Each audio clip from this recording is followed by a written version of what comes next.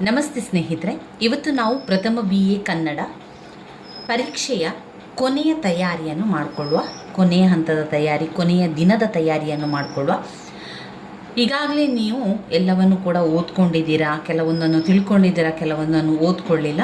ಈಗ ಮೊದಲಿಗೆ ಹೊಸಗನ್ನಡದ ಕವಿತೆ ಮತ್ತು ನಾಟಕ ಭಾಗದಲ್ಲಿ ನಿಮಗೆ ಈಗಾಗಲೇ ಗೊತ್ತಿದೆ. ಹೊಸಗನ್ನಡದ ಕವಿತೆಯಿಂದ ಯಾವುದು ಬರ್ತದೆ?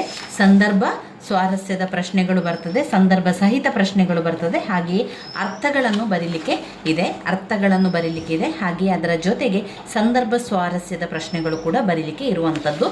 ಮತ್ತೊಮ್ಮೆ ನಾನು ಹೇಳ್ತಾ ಇರುವಂಥದ್ದು, ನೀವು ಕನ್ನಡ ಪರೀಕ್ಷೆಗೆ ಬರಿಬೇಕಾದ್ರೆ ಅಥವಾ ಎಲ್ಲ ಪರೀಕ್ಷೆಗೂ ಕೂಡ ತುಂಬಾ ಫಾಸ್ಟಾಗಿ ಉತ್ತರವನ್ನು ಬರಿತಾ ಹೋಗಬೇಕು. ನಿಧಾನ ಮಾಡಬೇಡಿ. ನಿಧಾನ ಮಾಡಿದರೆ ಕೊನೆಯ ಪ್ರಶ್ನೆಗಾಗುವಾಗ, ನಾವಂದರೆ ವಿಭಾಗ ಸಿಗೆ ಬರುವಾಗ ನಮಗೆ ಸಮಯ ಇರೋದಿಲ್ಲ. ಅದರಿಂದ ಈ ಒಂದು ಪ್ರಶ್ನೆಗಳು ಸಂದರ್ಭ ಸಹಿತ ಇರ್ಬೋದು, ಅರ್ಥಗಳಿರ್ಬೋದು. ವಿಭಾಗ ಎ ಯನ್ನು ನೀವು ಅರ್ಧ ಗಂಟೆಯ ಒಳಗಾಗಿ ಮುಗಿಸಿಬಿಡಬೇಕು. ವಿಭಾಗ ಎ ಯನ್ನು ತುಂಬಾ ವೇಗವಾಗಿ ಉತ್ತರವನ್ನು ಬರೆದು ಮುಗಿಸಬೇಕು. ಇಲ್ಲಾಂತಾದರೆ ವಿಭಾಗ ಬಿ ಮತ್ತು ವಿಭಾಗ ಸಿ ಯನ್ನು ಬರೀಲಿಕ್ಕೆ ಸಮಯಾವಕಾಶ ನಮಗೆ ಸಾಕಾಗೋದಿಲ್ಲ. ಇದು ನಾವು ಕೊನೆಯ ದಿನದ ತಯಾರಿಯನ್ನು ಮಾಡಿಕೊಳ್ಳುವಂಥದ್ದು. ಭಯ ಪಡಬೇಡಿ, ಆರಾಮದಲ್ಲಿ ಎಲ್ಲವನ್ನು ಕೂಡ ಬರಿತಾ ಹೋಗಿ, ತುಂಬಾ ವೇಗವಾಗಿ ಬರಿತಾ ಹೋಗಿ ಅಷ್ಟೇ. ವಿಭಾಗ ಎ ಯಲ್ಲಿ ನೀವು ಸಂದರ್ಭ ಸಹಿತ ವಿವರಿಸಬೇಕಾದ್ರೆ ಅವರು ಅಲ್ಲಿ 2 ಪದ್ಯವನ್ನು ಕೊಡ್ತಾರೆ, ಅಂದರೆ ಕಾವ್ಯವನ್ನು ಕೊಡ್ತಾರೆ. ಅಥವಾ ಇದು ಅಂತ ಯಾವುದಾದ್ರೂ ಒಂದನ್ನು ನೀವು ಬರಿಬೇಕು. ಇಲ್ಲಿ ಕೂಡ ಹಾಗೆ ಯಾವುದಾದ್ರೂ ಒಂದನ್ನು ಬರೆಯುವಂಥದ್ದು. ಇಲ್ಲಿ ನಾಟಕ ಭಾಗದಿಂದ ಕೊಡ್ತಾರೆ ಅವರು, ಸಂದರ್ಭ ಸಹಿತ ವಿವರಿಸಲಿಕ್ಕೆ ನಾಟಕ ಭಾಗವನ್ನು ಕೊಡ್ತಾರೆ. ಇಲ್ಲಿ ಅವರು ಏನು ಮಾಡ್ತಾರೆ, ಸಂದರ್ಭ ಸಹಿತವನ್ನು ವಿವರಿಸಲಿಕ್ಕೆ ಪದ್ಯದ ಭಾಗದಿಂದ ಕೊಡುವಂಥದ್ದು. ಇಲ್ಲಿ ನಮಗೆ ಗೊತ್ತಾಗುವಂಥದ್ದು ಸರ್ವೋದಯ ಯಾವ ಬಂದಿದೆ, ಶ್ರೀ ಅಂತ ಬಂದಿದೆ. ಶ್ರೀ ಅಂತ ಬರುವಂಥದ್ದು ಶ್ರೀ ಸಾಮಾನ್ಯರ ದೀಕ್ಷಾ ಗೀತೆ. ನೀವು ಇದರಲ್ಲಿ ಒಮ್ಮೆ ನೋಡ್ಕೊಳ್ಳಿ, ಇದು ಯಾವ ಪದ್ಯ ಸಾಲುಗಳು ಬಂದಿದೆ ನೋಡಿ. ಕೊನೆಗೊಂಡಿತೋ ಓರೋವರ ಗರ್ವದ ಕಾಲ, ಇದು ಸರ್ವರ ಕಾಲ, ಸರ್ವೋದಯ ಯುಗ ಮಂತ್ರ, ಸರ್ವೋದಯವೇ ಸ್ವಾತಂತ್ರ್ಯದ ಶ್ರೀತಂತ್ರ. ನಾವು ಆ ಸಾಲುಗಳನ್ನು ಓದಿದ ತಕ್ಷಣ ಒಂದು ಸಾಲುಗಳಷ್ಟು ಅಥವಾ ಒಂದು ಪದಗಳಿಂದಾಗಿ ನಮಗೆ ಅದು ಯಾವ ಕವಿತೆ ಅಂತ ಗೊತ್ತಾಗ್ತದೆ. ಇಲ್ಲಿ ಶ್ರೀತಂತ್ರ ಅಂತ ಬಂದಿರುವ ಕಾರಣ ಇದು ಶ್ರೀ ಸಾಮಾನ್ಯರ ದೀಕ್ಷಾ ಗೀತೆ ಅಂತ ನಮಗೆ ಗೊತ್ತಾಗ್ತದೆ. ನಾವು ಆ ತಕ್ಷಣ ಅದನ್ನು ಬರೀಬೇಕು. ಸಂದರ್ಭ ಸಹಿತ ಯಾವ ರೀತಿ ಬರೆಯುವಂಥದ್ದು ಅಂತ ನೋಡಬೇಕಾದ್ರೆ ಇದು ಎಷ್ಟು ಅಂಕಕ್ಕೆ ಬಂದಿದೆ ಅಂತ ನೋಡ್ಕೊಳ್ಳಿ. ಇದು 4 ಅಂಕಕ್ಕೆ ಕೊಟ್ಟಿರುವಂಥದ್ದು. 4 ಅಂಕಕ್ಕೆ ನೀವು ಬರಿಬೇಕಾದ್ರೆ 4-5 ಅಂಕಕ್ಕೆ ಬಂದರೆ ನಿಮ್ಮ ಉತ್ತರ ಪತ್ರಿಕೆಯಲ್ಲಿ 1 ಪುಟದಷ್ಟು ನಿಮ್ಮ ಉತ್ತರ ಇರಲಿ. ಇಲ್ಲಿ ನೀವು ಆರಂಭದಲ್ಲಿ ಏನು ಬರಿಬೇಕು ಅಂತ ಹೇಳಿದರೆ, ಈ ಸಾಲುಗಳನ್ನು ನಿಮ್ಮ ಉತ್ತರ ಪತ್ರಿಕೆಯಲ್ಲಿ ತುಂಬ ಫಾಸ್ಟಾಗಿ ಬರೀರಿ. 1 ಸಾಲಾದರೂ 2 ಸಾಲಾದರೂ ಬರೆದ್ರೂ ಸಾಕು. ಕೊನೆಗೊಂಡಿತು ಓರ್ವರ ಗರ್ವದ ಕಾಲ, ಇದು ಸರ್ವರ ಕಾಲ, ಸರ್ವೋದಯ ಅಂತ ಬರೀರಿ.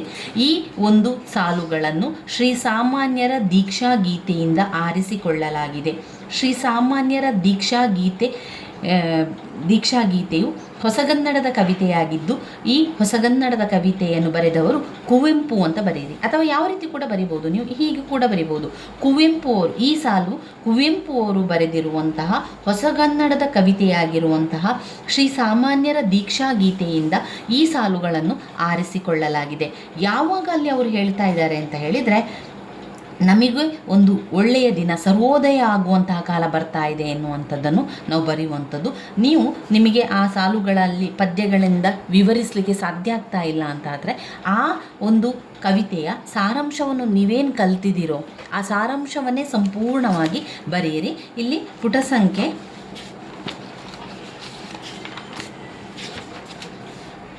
ನೋಡಿ, ಪುಟ ಸಂಖ್ಯೆ 42ರಲ್ಲಿದೆ ನೋಡಿ.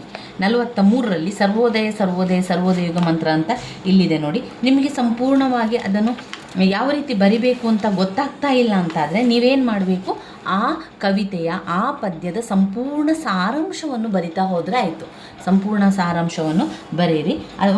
ಅವರೇನು ಕೊಟ್ಟಿದ್ದಾರೆ, ಅವರು ಯಾವ ರೀತಿಯಾಗಿ ಹೇಳಿದ್ದಾರೆ ಅಂತ ಹೇಳಿದರೆ, ರಾಜ್ಯಪ್ರಭುತ್ವದ ಸರ್ವಾಧಿಕಾರದ ಕಾಲ ಮುಗಿಯಿತೆಂದು ನೇರವಾಗಿ ಕರೆ ಕೊಡುವ ಕವಿ. ಇದು ಸರ್ವರ ಕಾಲ, ಅಂದರೆ ಇದು ಎಲ್ಲರ ಕಾಲ, ಎಲ್ಲರಿಗೂ ಕೂಡ ಸಮಾನವಾಗಿ ಕೊಡುವಂತಹ, ಎಲ್ಲರೂ ಸಮಾನವಾಗಿ ತೆಗೆದುಕೊಳ್ಳುವಂತಹ ಕಾಲ ಅಂತ ಅವರು ಹೇಳುವಂಥದ್ದು. ರಾಜಮನೆತನದ ನೆರೆಯಲ್ಲಿದ್ದುಕೊಂಡೇ ಗಿರಸುಗಳ ಭಯವಿಲ್ಲ ಎಂಬ ರಾಜಪ್ರಭುತ್ವವನ್ನು ಧಿಕ್ಕರಿಸಿ ನಡೆದ ಕವಿಯ ನೈತಿಕ ಸ್ಥೈರ್ಯ ಸರ್ವಕಾಲಿಕವೂ ಮಾನ್ಯವೂ ಆದುದಾಗಿದೆ. ಸರ್ವೋದಯವು ಯುಗ ಮಂತ್ರವಾದರೆ ಸರ್ವ ಸಮಾನತೆಯ ಸಮಾಜ ನಿರ್ಮಾಣವಾದಂತೆಯೇ ಸರಿ. ಅಂದರೆ ಲೇಖಕರ ಅಭಿಪ್ರಾಯ ಏನು ಅಂದರೆ ಎಲ್ಲರಿಗೂ ಸಮವಾದ ಪಾಲನ್ನು ಕೊಡಬೇಕು, ಸರ್ವರಿಗೂ ಸಮಬಾಳು, ಸರ್ವರಿಗೂ ಸಮಪಾಲು. ಅದು ಸರ್ವೋದಯದ ಯುಗ ಮಂತ್ರ. ಸರ್ವೋದಯ ಆಗ್ತಾ ಇದೆ, ಬದಲಾವಣೆಗಳಾಗ್ತಾ ಇದೆ, ಎಲ್ಲರಿಗೂ ಸಮಾನತೆಯ ಒಂದು ಸ್ಥಾನವನ್ನು ಕೊಡುವಂಥದ್ದು ಸರ್ವೋದಯ ಯುಗ ಮಂತ್ರ ಆಗ್ತಾ ಇದೆ. ಸರ್ವ ಸಮಾನತೆಯಿಂದಾಗಿ ಈ ಸಮಾಜ ನಿರ್ಮಾಣವಾದಂತಾಗಿದೆ ಎಂದು ಅವರು ಕುವೆಂಪು ಅವರು ಬಲವಾಗಿ ನಂಬಿದ್ದರು. ಅದನ್ನೇ ಅವರು ಪ್ರಬಲವಾಗಿ ಪ್ರತಿಪಾದಿಸಿದ್ದಾರೆ. ಕಾಯಕದಿಂದಲೇ ಜಾತಿಯಿಂದಾಗಲಿ ವರ್ಗ ತಾರತಮ್ಯ ನೀತಿಯನ್ನು ಆಚರಿಸುವುದು ವ್ಯರ್ಜವೆಂದು ಸಾರಿದ ಕುವೆಂಪು ಅವರು ಕಾಯಕ ತತ್ವವನ್ನು ಹೇಳಿದ್ದಾರೆ. ಕೆಲಸವನ್ನು ಮಾಡಬೇಕು, ಎಲ್ಲರಿಗೂ ಸಮವಾಗಿ ಕೆಲಸವನ್ನು ಮಾಡಬೇಕು, ಸಮಾನವಾಗಿ ಅವರಿಗೆ ಆ ಕೆಲಸಕ್ಕೆ ತಕ್ಕಂಥ ವೇತನವನ್ನು ಕೂಡ ಕೊಡುವಂಥದ್ದು, ಎಲ್ಲರಿಗೂ ಸಮವಾಗಿರಬೇಕು ಎನ್ನುವಂಥದ್ದನ್ನು ಈ ಒಂದು ಭಾಗದಲ್ಲಿ ಹೇಳುವಂಥದ್ದು. ಅದನ್ನೇ ಸ್ವಲ್ಪ ಜಾಸ್ತಿಯಾಗಿ ವಿವರಿಸ್ತಾ ಒಂದು ಪುಟ ಆಗುವ ತನಕ ನೀವು ಬರೀರಿ ಸ್ನೇಹಿತರೆ. ಇದರಲ್ಲಿ ಯಾವುದಾದ್ರೂ ಒಂದನ್ನು ಆಯ್ಕೆ ಮಾಡಿಕೊಳ್ಳಿ. ಈ ಸಾಲುಗಳನ್ನು ನೋಡಿದಾಗ ನಿಮ್ಗೆ ಏನನ್ನಿಸ್ತದೆ? ಬಿಲ್ವ ಮಠ ಈಗೀಗ ಬಿಲದ ಮಠವಾಗಿರಬಹುದು, ಯಾರಲ್ಲಿಯೂ ಇಲ್ಲ ಶಿವನ ಹುಚ್ಚು, ಸಿಕ್ಕಿದ್ದು ಸಿಕ್ಕಷ್ಟು ಮುಕ್ಕಿ ಕಣ್ಮರೆಯಾಗಿ ಬದುಕಿರುವ ಇಲಿಗಳೇ ಇಲ್ಲಿ ಹೆಚ್ಚು. ನೋಡಿ, ಬಿಲ್ವ ಮಠ, ಆಮೇಲೆ ಇಲಿ, ಬೆಕ್ಕು, ಅದೆಲ್ಲ ಬರುವಂಥದ್ದು ದಾಸಿಮಯ್ಯ ಮತ್ತು ಬೆಕ್ಕು ಎನ್ನುವಂತಹ ಕವಿತೆಯಿಂದ. ದಾಸಿಮಯ್ಯ ಮತ್ತು ಬೆಕ್ಕು, ನಾವು ಬಿಲ್ವ ಮಠ ಈಗೀಗ ಬಿಲದ ಮಠವಾಗಿರಬಹುದು, ಯಾರಲ್ಲಿಯೂ ಇಲ್ಲ ಶಿವನ ಹುಚ್ಚು ಅಂತ ಬರೆದು ಈ ಸಾಲುಗಳನ್ನು ಹೊಸಗನ್ನಡದ ಕವಿತೆಯಿಂದ ಆರಿಸಿಕೊಳ್ಳಲಾಗಿದೆ. ಈ ಹೊಸಗನ್ನಡದ ಕವಿತೆಯಿಂದ ಆರಿಸಿಕೊಳ್ಳಲಾಗಿದೆ. ಸು ರಂ ಎಕ್ಕುಂಡಿಯವರು ಬರೆದಿರುವಂತಹ ಹೊಸಗನ್ನಡದ ಕವಿತೆಯಾದಂತಹ ದಾಸಿಮಯ್ಯ ಮತ್ತು ಬೆಕ್ಕು ಎನ್ನುವ ಕವಿತೆಯಿಂದ ಈ ಸಾಲುಗಳನ್ನು ಆರಿಸಿಕೊಳ್ಳಲಾಗಿದೆ ಅಂತ ಬರೆದು ಅದರ ಸಾರಾಂಶ ನಿಮಗೆ ಏನು ಗೊತ್ತಿದೆ ಅದನ್ನು ಬರೆಯಿರಿ. ಇಲ್ಲಿ ಲೇಖಕರು ಏನು ಹೇಳ್ತಾ ಇದ್ದಾರೆ ಅಂತ ಹೇಳಿದರೆ, ಜನರು ಪೂಜೆಯನ್ನು ಮಾಡುವಂಥದ್ದು, ಹೋಮ ಹವನಗಳನ್ನು ಮಾಡುವಂಥದ್ದು ವ್ಯರ್ಥ, ಕಾಯಕವನ್ನು ಮಾಡಬೇಕು, ಕೆಲಸವನ್ನು ಮಾಡಬೇಕು. ಈಗ ಬಿಲ್ವ ಮಠ ಎನ್ನುವಂಥದ್ದು ಅಲ್ಲಿ ಬಂದು ಶಿವನಿಗೆ ಆರಾಧನೆಯನ್ನು ಮಾಡುವಂಥದ್ದು, ಪೂಜೆ ಪುನಸ್ಕಾರಗಳನ್ನು ಜನರು ಮಾಡ್ತಾ ಇದ್ರು. ದಾಸಿಮಯ್ಯ ಏನು ಹೇಳ್ತಾ ಇದ್ದ ಅಂತ ಹೇಳಿದರೆ, ನೋಡಿ, ತೋರಿಕೆಯ ಒಂದು ಪೂಜೆ ಬೇಡ, ತೋರಿಕೆಯ ಆಡಂಬರದ ಪೂಜೆ ಅನಾವಶ್ಯಕ, ನೀವು ಕಾಯಕವನ್ನು ಮಾಡಬೇಕು, ಪ್ರಾಮಾಣಿಕತೆಯಿಂದ ನಿಮ್ಮ ಕೆಲಸಗಳನ್ನು ಮಾಡಿದರೆ ಆ ಶಿವ ಖಂಡಿತವಾಗಿಯೂ ಒಲಿಯುತ್ತಾನೆ ಎನ್ನುವಂಥದ್ದು. ಬಿಲ್ವ ಮಠ ಈಗೀಗ ಬಿಲದ ಮಠವಾಗಿರಬಹುದು ಎನ್ನುವಂಥದ್ದು. ಯಾಕೆ ಅಂತ ಹೇಳಿದರೆ, ಅಲ್ಲಲ್ಲಿ ಬಿಲಗಳಿದೆ. ಒಂದು ಬೆಕ್ಕು ಪ್ರತಿ ದಿವಸ ಬಂದು ಅಲ್ಲಿ ಧ್ಯಾನ ಮಾಡುವ ರೀತಿಯಲ್ಲಿ ಕುಳಿತುಕೊಳ್ತಾ ಇತ್ತು. ಯಾವಾಗ ಇಲಿಗಳು ಚಂಗನೆ ಹಾರಿದಾಗ ಅದು ಹೋಗಿ ಚಂಗನೆ ಅದನ್ನು ಹಿಡಿದು ಕೊಂಡು ಹೋಗ್ತಾ ಇತ್ತು. ಇದು ಅದರ ಪ್ರತಿ ದಿವಸದ ಕಾಯಕ ಆಗ್ತಾ ಇತ್ತು. ದಾಸಿಮಯ್ಯರು ಕೂಡ ಎಲ್ಲ ಜನರಿಗೆ, ಭಕ್ತರಿಗೆ ಹೇಳುವಂಥದ್ದು, ನೋಡಿ ಬೆಕ್ಕು ಯಾವ ರೀತಿ ತನ್ನ ಕಾಯಕವನ್ನು ಮಾಡ್ತಾ ಇದೆ, ಪ್ರಾಮಾಣಿಕತೆಯಿಂದ ನಿಷ್ಠೆಯಿಂದ ಕುಳಿತುಕೊಂಡು ಅದು ಪ್ರತಿದಿನ ಅದರ ಆಹಾರವನ್ನು ಪಡೆದುಕೊಳ್ಳುವಂಥ ಕೆಲಸ, ಕಾಯಕವನ್ನು ಮಾಡ್ತಾ ಇದೆ. ಆ ರೀತಿಯಾಗಿ ಮಾಡಬೇಕು. ಯಾರಲ್ಲಿಯೂ ಕೂಡ ಶಿವನ ಹುಚ್ಚು ಇಲ್ಲ. ಸಿಕ್ಕಿದ್ದು ಸಿಕ್ಕಷ್ಟು ಮುಕ್ಕಿ ಕಣ್ಮರೆಯಾಗಿ ಬದುಕಿರುವ ಇಲಿಗಳೇ ಇಲ್ಲಿ ಹೆಚ್ಚು. ಇಲ್ಲಿ ಇಲಿಗಳೇ ಹೆಚ್ಚಾಗಿ ಹೋಗಿದೆ. ಅದನ್ನು ಹಿಡಿಯುವಂಥ ಕೆಲಸ ಬೆಕ್ಕುಗಳು ಮಾಡ್ತಾ ಇದೆ. ಹಾಗೆಯೇ ನಮ್ಮಲ್ಲಿ ಶಿವನ ಒಂದು ಧ್ಯಾನ ಹೆಚ್ಚಾಗಬೇಕು, ಶಿವನನ್ನು ಧ್ಯಾನ ಮಾಡಬೇಕು ಅಥವಾ ಶಿವನ ಒಂದು ಒಲಿಸಬೇಕು ಅಂತಾದರೆ ನಾವು ಪ್ರಾಮಾಣಿಕತೆಯಿಂದ ಕೆಲಸ ಮಾಡಬೇಕು. ತೋರಿಕೆಯ ಪೂಜೆಯಲ್ಲ, ತೋರಿಕೆಯ ಹೋಮ ಹವನಗಳಲ್ಲ. ನಾವು ಕಾಯಕವನ್ನು ಮಾಡುವ ಮೂಲಕ ಶಿವನನ್ನು ಒಲಿಸಿಕೊಳ್ಬೇಕು ಎನ್ನುವಂತಹ ಮಾತನ್ನು ಈ ಒಂದು ಕವಿತೆಯಲ್ಲಿ ಅವರು ಹೇಳುವಂಥದ್ದು. ಇಲ್ಲಿ ದಾಸಿಮಯ್ಯ ಮತ್ತು ಬೆಕ್ಕು, ಸೂರಂ ಎಕ್ಕುಂಡಿಯವರು ಬರೆದಿರುವಂತಹ ಕವಿತೆ. ಇದನ್ನು ನೆನಪಲ್ಲಿಟ್ಕೊಳ್ಳಿ. ಇಲ್ಲಿ 2 ಕವಿತೆಯನ್ನು ಮಾತ್ರ ಅವರು ಕೊಡುವಂಥದ್ದು. ನಾವು ಒಂದು ಕವಿತೆಗೆ ಸಂದರ್ಭ ಸಹಿತ ವಿವರಿಸಬೇಕಾಗಿರುವಂಥದ್ದು. ಇಲ್ಲಿ ನಾನು ಒಮ್ಮೆ ಕವಿತೆಯ ಲೇಖಕರ ಹೆಸರನ್ನು ಹೇಳ್ತಾ ಹೋಗ್ತೇನೆ. ಇದು ಯಾಕೆ ಬೇಕು ನಮಗೆ ಅಂತ ಹೇಳಿದರೆ, ಸಂದರ್ಭ ಸಹಿತ ಪ್ರಶ್ನೆ ಬಂದಾಗ ನಮಗೆ ಅದನ್ನು ವಿವರಿಸಲಿಕ್ಕೆ ಆರಂಭದಲ್ಲಿ ಹೆಸರನ್ನು ಬರೀಲಿಕ್ಕೆ ಬೇಕಾಗ್ತದೆ.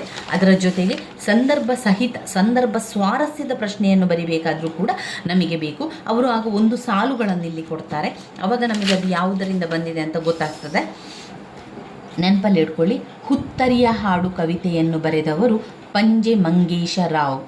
ಹುತ್ತರಿಯ ಹಾಡು ಕವಿತೆಯನ್ನು ಬರೆದವರು ಪಂಜೆ ಮಂಗೇಶ ರಾವ್ ಅವರು. ದುಃಖ ಸೇತು ಕವಿತೆಯನ್ನು ಬರೆದವರು BM ಶ್ರೀ. ದುಃಖ ಸೇತು ಕವಿತೆಯನ್ನು ಬರೆದವರು BM ಶ್ರೀ. ನೀ ಹಿಂಗ ನೋಡಬೇಡ ನನ್ನ ಕವಿತೆಯನ್ನು ಬರೆದವರು ದರಾ ಬೇಂದ್ರೆಯವರ ಒಂದು ಪದ್ಯ. ನೀ ಹಿಂಗ ನೋಡಬೇಡ ನನ್ನ ಶ್ರೀಸಾಮಾನ್ಯರ ದೀಕ್ಷಾಗೀತೆ ಕುವೆಂಪು. ಶ್ರೀಸಾಮಾನ್ಯರ ದೀಕ್ಷಾಗೀತೆ ಕುವೆಂಪು ಅವರು ಬರೆದಿದ್ದಾರೆ. ಇನ್ನು ಘಟಕ 2ರಲ್ಲಿ ಕಣಿವೆಯ ಮುದುಕ ಕವಿತೆಯನ್ನು ಬರೆದವರು ಪೂತಿನ. ತುಂಗಭದ್ರ ಕವಿತೆಯನ್ನು ಬರೆದವರು KS ನರಸಿಂಹಸ್ವಾಮಿ. KS ನರಸಿಂಹಸ್ವಾಮಿ. ವರ್ಧಮಾನ ಕವಿತೆಯನ್ನು ಬರೆದವರು ಗೋಪಾಲಕೃಷ್ಣ ಅಡಿಗ. ವರ್ಧಮಾನ ಕವಿತೆಯನ್ನು ಬರೆದವರು ಗೋಪಾಲಕೃಷ್ಣ ಅಡಿಗ. ದಾಸಿಮಯ್ಯ ಮತ್ತು ಬೆಕ್ಕು ಕವಿತೆಯನ್ನು ಬರೆದವರು ಸು.ರಂ. ಎಕ್ಕುಂಡಿ. ದಾಸಿಮಯ್ಯ ಮತ್ತು ಬೆಕ್ಕು ಕವಿತೆಯನ್ನು ಬರೆದವರು ಸು.ರಂ. ಎಕ್ಕುಂಡಿ ಅವರು. ಘಟಕ 3 ಪುರುಷ ಸೂಕ್ತವನ್ನು ಬರೆದವರು GS ಶಿವರುದ್ರಪ್ಪ. ಪುರುಷ ಸೂಕ್ತ ಬರೆದವರು GS ಶಿವರುದ್ರಪ್ಪ. ಕಾಲ ನಿಲ್ಲುವುದಿಲ್ಲ ಕವಿತೆಯನ್ನು ಬರೆದವರು ಚೆನ್ನವೀರ ಕಣವಿ. ಕಾಲ ನಿಲ್ಲುವುದಿಲ್ಲ ಕವಿತೆ ಬರೆದವರು ಚೆನ್ನವೀರ ಕಣವಿ. ಗಂಗಾಮಯಿ ಕವಿತೆಯನ್ನು ಬರೆದವರು ಚಂದ್ರಶೇಖರ ಕಂಬಾರ. ಗಂಗಾಮಯಿ ಕವಿತೆಯನ್ನು ಬರೆದವರು ಚಂದ್ರಶೇಖರ ಕಂಬಾರ. ಬದಲಾವಣೆಯ ಇತಿಹಾಸ ಕವಿತೆಯನ್ನು ಬರೆದವರು ಡಾಕ್ಟರ್ ರಾಮೇಗೌಡ. ಬದಲಾವಣೆ ಇತಿಹಾಸ ಕವಿತೆಯನ್ನು ಬರೆದವರು ಡಾಕ್ಟರ್ ರಾಮೇಗೌಡ. ನನ್ನ ಜನಗಳು ಕವಿತೆಯನ್ನು ಬರೆದವರು ಡಾಕ್ಟರ್ ಸಿದ್ಧಲಿಂಗಯ್ಯ. ನನ್ನ ಜನಗಳು ಕವಿತೆಯನ್ನು ಬರೆದವರು ಡಾಕ್ಟರ್ ಸಿದ್ಧಲಿಂಗಯ್ಯ. ಜಾಜಿ ಮಲ್ಲಿಗೆ ಕವಿತೆಯನ್ನು ಬರೆದವರು ಡಾಕ್ಟರ್ ಸತ್ಯಾನಂದ ಪಾತ್ರೋಟ. ಜಾಜಿ ಮಲ್ಲಿಗೆ ಕವಿತೆಯನ್ನು ಬರೆದವರು ಡಾಕ್ಟರ್ ಸತ್ಯಾನಂದ ಪಾತ್ರೋಟ. ರಂಗೋಲಿ ಮತ್ತು ಹುಡುಗ ಕವಿತೆಯನ್ನು ಬರೆದವರು ಡಾಕ್ಟರ್ ನಿಸಾರ್ ಅಹಮದ್. ರಂಗೋಲಿ ಮತ್ತು ಹುಡುಗ ಕವಿತೆಯನ್ನು ಬರೆದವರು ಡಾಕ್ಟರ್ ನಿಸಾರ್ ಅಹಮದ್. ರಾಣಿ ತಿಮ್ಮಿಯ ಸಿಂಹಾಸನ ಕವಿತೆಯನ್ನು ಬರೆದವರು ವಿಜಯ ದಬ್ಬೆ. ರಾಣಿ ತಿಮ್ಮಿಯ ಸಿಂಹಾಸನ ಕವಿತೆಯನ್ನು ಬರೆದವರು ವಿಜಯ ದಬ್ಬೆ. ಇವು ಇಷ್ಟನ್ನು ನೀವು ನೆನಪಲ್ಲಿ ಇಟ್ಕೊಳ್ಬೇಕು. ಇನ್ನು ಬರುವಂತಹ ಸಂದರ್ಭ ಸ್ವಾರಸ್ಯ ಏಕಾಂತ ನಾಟಕದಿಂದ ಬರುವಂಥದ್ದು. ನಾಟಕದಲ್ಲಿ ನೀವು ಈಗಾಗಲೇ ಆ ನಾಟಕದ ಪ್ರತಿಯೊಂದು ನಾಟಕದ ಕಥೆಯನ್ನು ಸರಿಯಾಗಿ ತಿಳ್ಕೊಂಡಿದ್ದೀರಾ, ಸರಿಯಾಗಿ ಕೇಳ್ಕೊಂಡಿದ್ದೀರಾ ಅಂದ ಮೇಲೆ ಇದರಲ್ಲಿ ಯಾವುದೇ ಒಂದು ಪ್ರಶ್ನೆ ಬಂದರೂ ಕೂಡ ನಿಮಗೆ ಉತ್ತರವನ್ನು ಬರೀಲಿಕ್ಕೆ ಸಾಧ್ಯ ಆಗ್ತದೆ. ಇಲ್ಲಿ ನಾಟಕದಲ್ಲಿ 4 ನಾಟಕಗಳು ಇರುವಂಥದ್ದು. ಆ 4 ನಾಟಕದ ಬಗ್ಗೆ ನಿಮಗೆ ಗೊತ್ತಿದೆ. ಆ 4 ನಾಟಕದ ಲೇಖಕರ ಹೆಸರನ್ನು ಹೇಳ್ತೇನೆ. ಇಲ್ಲಿ ಕೂಡ ನೀವು ನಾಟಕ ಬರೆದವರ ಹೆಸರನ್ನು ಬರಿಬೇಕಾಗ್ತದೆ. ಹರಿಜನ್ವಾರ ನಾಟಕವನ್ನು ಬರೆದವರು ಶ್ರೀರಂಗ. ತೆರೆಗಳು ನಾಟಕವನ್ನು ಬರೆದವರು P. ಲಂಕೇಶ್. ಮನೆ ನಾಟಕವನ್ನು ಬರೆದವರು ಚಂದ್ರಕಾಂತ ಕುಸನೂರು. ಟಿಂಗರ ಬುಡ್ಡಣ್ಣ ನಾಟಕವನ್ನು ಬರೆದವರು ಚಂಪ. ಈ 4 ನಾಟಕವನ್ನು, ಅದರಲ್ಲಿ 2 ನಾಟಕವನ್ನು ಆರಂಭದ ಸಂದರ್ಭ ಸಹಿತ ವಿವರಿಸಲಿಕ್ಕೆ ಕೇಳ್ತಾರೆ. ಮತ್ತೆ 3 ಪ್ರಶ್ನೆಗಳು ಸಂದರ್ಭ ಸ್ವಾರಸ್ಯದಲ್ಲಿ ಕೇಳ್ತಾರೆ. ಹಾಗೆ ಒಂದು 10 ಅಂಕದ ಪ್ರಶ್ನೆಯಾಗಿ ಕೇಳುವಂಥದ್ದು. ಒಂದು 10 ಅಂಕದ ಪ್ರಶ್ನೆ ಹೊಸಗನ್ನಡದ ಕವಿತೆಯಲ್ಲಿ ಕೇಳ್ತಾರೆ. ಒಂದು 10 ಅಂಕದ ಪ್ರಶ್ನೆ ನಾಟಕದಲ್ಲಿ ಕೇಳ್ತಾರೆ. 4 ನಾಟಕದಲ್ಲಿ 2 ನಾಟಕವನ್ನು ಅವರು ಇಲ್ಲಿ ಕೇಳ್ತಾರೆ ನೋಡಿ. ಅದರಿಂದ 4 ನಾಟಕದ ಕತೆ ನಿಮಗೆ ಗೊತ್ತಿದ್ದರೆ ಎಲ್ಲದಕ್ಕೂ ಕೂಡ ನಿಮಗೆ ಉತ್ತರವನ್ನು ಬರೀಲಿಕ್ಕೆ ಸಾಧ್ಯ ಆಗ್ತದೆ. ಈ ಸಾಲುಗಳನ್ನು ಓದ್ಕೊಳ್ಳಿ, ಆಗ ಅದು ಯಾವ ನಾಟಕ ಅಂತ ನಿಮಗೆ ಗೊತ್ತಾಗ್ತದೆ. 2 ಕೂಡ ನೋಡ್ಕೊಳ್ಳಿ, ಯಾವುದು ನಿಮಗೆ ಸರಿಯಾಗಿ ಅರ್ಥ ಆಗಿದೆ ಆ ನಾಟಕದ ಕಥೆಯನ್ನು ಸರಿಯಾಗಿ ಬರ್ಕೊಳ್ಳಿ. ಇನ್ನು ಮತ್ತೊಂದು ನಿಮ್ಮಲ್ಲಿ ಪ್ರಶ್ನೆ ಇರ್ಬೋದು, ಗೊತ್ತೇ ಇಲ್ಲದಂತಹ ಪ್ರಶ್ನೆಗೆ ನಾವು ಹೇಗೆ ಉತ್ತರವನ್ನು ಬರೆಯುವಂಥದ್ದು, ಒಂದು ವೇಳೆ ನಾವು ಕಲಿಯದಂತಹ ಪ್ರಶ್ನೆ ಇಲ್ಲಿ ಬಂದರೆ ನಾವು ಹೇಗೆ ಬರೆಯುವಂಥದ್ದು ಅಂತ. ಈಗ ಉದಾಹರಣೆಗೆ ನಿಮಗೆ ಸಂದರ್ಭ ಸಾಹಿತ್ಯ ಇಲ್ಲಿ ಯಾವುದೂ ಗೊತ್ತಿಲ್ಲ ಅಂತಾದರೆ ನೀವು ಏನು ಮಾಡಿ, ಆ ಸಾಲುಗಳನ್ನು ಬರೆಯಿರಿ. ಈ ಸಾಲುಗಳನ್ನು ಹೊಸಗನ್ನಡದ ಕವಿತೆಯಿಂದ ಆರಿಸಿಕೊಳ್ಳಲಾಗಿದೆ ಅಂತ ಬರೀರಿ. ಹೇಗೂ ಕೂಡ ಅದು ಹೊಸಗನ್ನಡದ ಕವಿತೆ ಆಗಿರ್ತದೆ. ಇದು ಕವಿತೆ, ಇದು ನಾಟಕ. ಈ ಸಾಲುಗಳನ್ನು ಏಕಾಂತ ನಾಟಕದಿಂದ ಆರಿಸಿಕೊಳ್ಳಲಾಗಿದೆ. ಅದರಲ್ಲಿರುವಂಥ ಸಾಲುಗಳನ್ನು ಸ್ವಲ್ಪ ಯೋಚನೆ ಮಾಡಿಕೊಂಡು ನಿಮಗೆ ಗೊತ್ತಿರುವ ರೀತಿಯಲ್ಲಿ ಆ ಒಂದು ಸಾಲುಗಳಲ್ಲಿ ಯಾವ ರೀತಿ ಇದೆ ಅದನ್ನು ನೋಡಿಕೊಂಡು ಅದನ್ನೇ ಸ್ವಲ್ಪ ವಿವರಿಸ್ತಾ ಬರಿತಾ ಹೋಗಿ. ಯಾವಾಗ ಇದು ಹೀಗೆ ಬರಿಬೇಕು ನಿಮಗೆ ಸ್ವಲ್ಪವೂ ಗೊತ್ತಿಲ್ಲ ಅಂತಂಥ ಸಂದರ್ಭದಲ್ಲಿ ಮಾತ್ರ ನಾನು ಹೇಳ್ತಾ ಇರುವಂಥದ್ದು. ಅದನ್ನು ಆ ರೀತಿಯಾಗಿ ಸ್ವಲ್ಪ ವಿವರಿಸ್ತಾ ಬರೆಯಿರಿ. ತುಂಬಾ ಫಾಸ್ಟಾಗಿ ವಿಭಾಗ ಎ ಯನ್ನು ಮುಗಿಸಿಬಿಡಿ. ಅರ್ಧ ಗಂಟೆಯ ಒಳಗಾಗಿ ನಿಮ್ಮ ವಿಭಾಗ ಎ ಮುಗಿಸಬೇಕು. ನೀವು ಗಂಟೆಯನ್ನು ನೋಡ್ಕೊಳ್ತಾ ಇರಿ. ಒಂದು ವೇಳೆ ಆಗಲಿಲ್ಲ ಅಂತಾದರೆ ಒಂದು ಪುಟವನ್ನು ಬಿಟ್ಟು ಮುಂದಿನ ಒಂದು ಪ್ರಶ್ನೆಗೆ ನೀವು ಹೋಗಲೇಬೇಕು. ವಿಭಾಗ ಬಿ ಅನ್ನು ಅರ್ಧ ಗಂಟೆಯ ನಂತರ ಇದನ್ನು ಆರಂಭಿಸಲೇಬೇಕು ನೀವು. ಇಲ್ಲ ಅಂತಾದರೆ ಕೊನೆಯ ಪ್ರಶ್ನೆಗೆ ಉತ್ತರವನ್ನು ಬರೀಲಿಕ್ಕೆ ಸಮಯ ಇರೋದೇ ಇಲ್ಲ. ಅದರಿಂದ ತುಂಬಾ ಫಾಸ್ಟಾಗಿ ಇದನ್ನು ಬರಿಬೇಕು. ಇನ್ನು ಬರುವಂಥದ್ದು ಅರ್ಥಗಳು. ನಾನು ಈಗಾಗಲೇ ನಿಮಗೆ ಈ ಅರ್ಥಗಳನ್ನು 2-3 ಬಾರಿ ಹೇಳಿದ್ದೆ. ಅಂದರೆ ಈ ಕೊನೆಯ ದಿನದ ತಯಾರಿಯಲ್ಲಿ ನಾನು ನಿಮಗೆ ಮತ್ತೊಮ್ಮೆ ಅರ್ಥಗಳನ್ನು ತಿಳಿಸ್ತಾ ಹೋಗ್ತೇನೆ. ಈ ಅರ್ಥಗಳಲ್ಲಿ ಎಲ್ಲಿದೆ ನಮ್ಮ ಅರ್ಥಗಳು. ಅರ್ಥಗಳು ಹೆಚ್ಚಾಗಿ ಏನಾಗಿರುತ್ತದೆ ಅಂದರೆ ಪದೇ ಪದೇ ಬಂದಿರುವಂಥ ಅರ್ಥಗಳೇ ಆಗಿರೋದ್ರಿಂದ ಅವರು ಪದೇ ಪದೇ ರಿಪೀಟ್ ಆಗಿರುವಂಥ ಅರ್ಥಗಳನ್ನಲ್ಲಿ ಕೊಡುವಂಥದ್ದು. ನಾನು ಬರ್ಕೊಂಡಿರುವಂಥ ಅರ್ಥಗಳನ್ನು ನಿಮಗೆ ನಾನೊಮ್ಮೆ ತೋರಿಸ್ತೇನೆ. ಈ ಅರ್ಥಗಳಲ್ಲಿ ಯಾವಾಗಲೂ ಹೆಚ್ಚಾಗಿ ಕೊಡುವಂಥ ಅರ್ಥಗಳೇ ಅವರು ಕೊಡುವಂಥದ್ದು. ಒಂದು ವೇಳೆ ಅವರು ಅದರಲ್ಲಿ ಒಂದೆರಡು ಉತ್ತರಗಳು ಗೊತ್ತಿಲ್ಲದಂತಹ ಅರ್ಥಗಳನ್ನು ಕೊಡುವರು. ಆದರೆ ನೀವು ಸ್ವಲ್ಪ ಯೋಚನೆ ಮಾಡ್ತಾ ಆ ಉತ್ತರವನ್ನು ಬರೀಬೇಕು. ಅದರಲ್ಲಿ ಅವರು 8 ಪದಗಳಿಗೆ ಮಾತ್ರ ಅರ್ಥವನ್ನು ಬರೀಲಿಕ್ಕೆ ಇರುವಂಥದ್ದು, ಎಲ್ಲ ಪದಗಳಿಗೆ ಅರ್ಥವನ್ನು ಬರೀಲಿಕ್ಕಿಲ್ಲ. ನೋಡಿ, ಅದರಲ್ಲಿ ಅವರು 12 ಏನು ಕೊಟ್ಟಿರ್ತಾರೆ.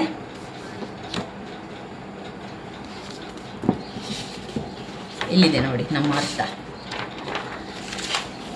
10-12 ಅರ್ಥಗಳನ್ನು ಕೊಟ್ಟಿರ್ತಾರೆ. ಆ ಅರ್ಥಗಳಲ್ಲಿ 8 ಪದಗಳಿಗೆ ಅರ್ಥವನ್ನು ಬರೀಬೇಕು. ಒಂದೆರಡು ಕೆಲವೊಂದು ಗೊತ್ತಿಲ್ಲದೆ ಕೂಡ ಇರ್ಬೋದು, ಆದರೆ ಅದನ್ನು ಹೆಚ್ಚು ಚಿಂತೆ ಮಾಡಬೇಡಿ, ಫಾಸ್ಟಾಗಿ ಬರಿತಾ ಹೋಗಿ. ಮತ್ತೊಮ್ಮೆ ಅರ್ಥವನ್ನು ಹೇಳ್ತಾ ಹೋಗ್ತೇನೆ, ನೀವು ಸರಿಯಾಗಿ ಕೇಳಿಕೊಳ್ಳಿ. ಆ ಕೇಳಿದ್ದು ಕೂಡ ನಿಮಗೆ ಕೆಲವೊಮ್ಮೆ ಆಗ ಆ ಪರೀಕ್ಷೆ ಬರೆಯುವ ತಕ್ಷಣ ನೆನಪಾಗುವಂತಹ, ಕೆಲವೊಮ್ಮೆ ಸಡನ್ನಾಗಿ ಅದು ನಮಗೆ ನೆನಪಾಗ್ತದೆ. ಅದರಿಂದ 2 ಬಾರಿ ಕೇಳಿಕೊಳ್ಳಿ. ನಾನು 2 ಬಾರಿ ಆ ಅರ್ಥವನ್ನು ಹೇಳ್ತಾ ಹೋಗ್ತೇನೆ ನಿಮಗೆ. ಪಾಟಿ, ಶಾಲೆ. ಪಾಟಿ ಅಂದರೆ ಶಾಲೆ. ಪಾಟಿ, ಶಾಲೆ. ಪಾಟಿ, ಶಾಲೆ. ಚೊಣ್ಣ, ಚಡ್ಡಿ. ಚೊಣ್ಣ, ಚೊಣ್ಣ, ಚಡ್ಡಿ. ಪಟಗ ಅಂದರೆ ಪೇಟೆ, ಪೇಟ. ಪಟಗ ಅಂದರೆ ಪೇಟೆ.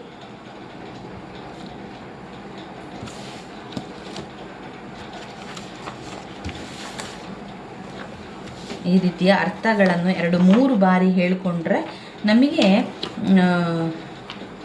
ಅದು ಯಾವತ್ತೂ ನೆನಪಲ್ಲಿ ಉಳಿತದೆ.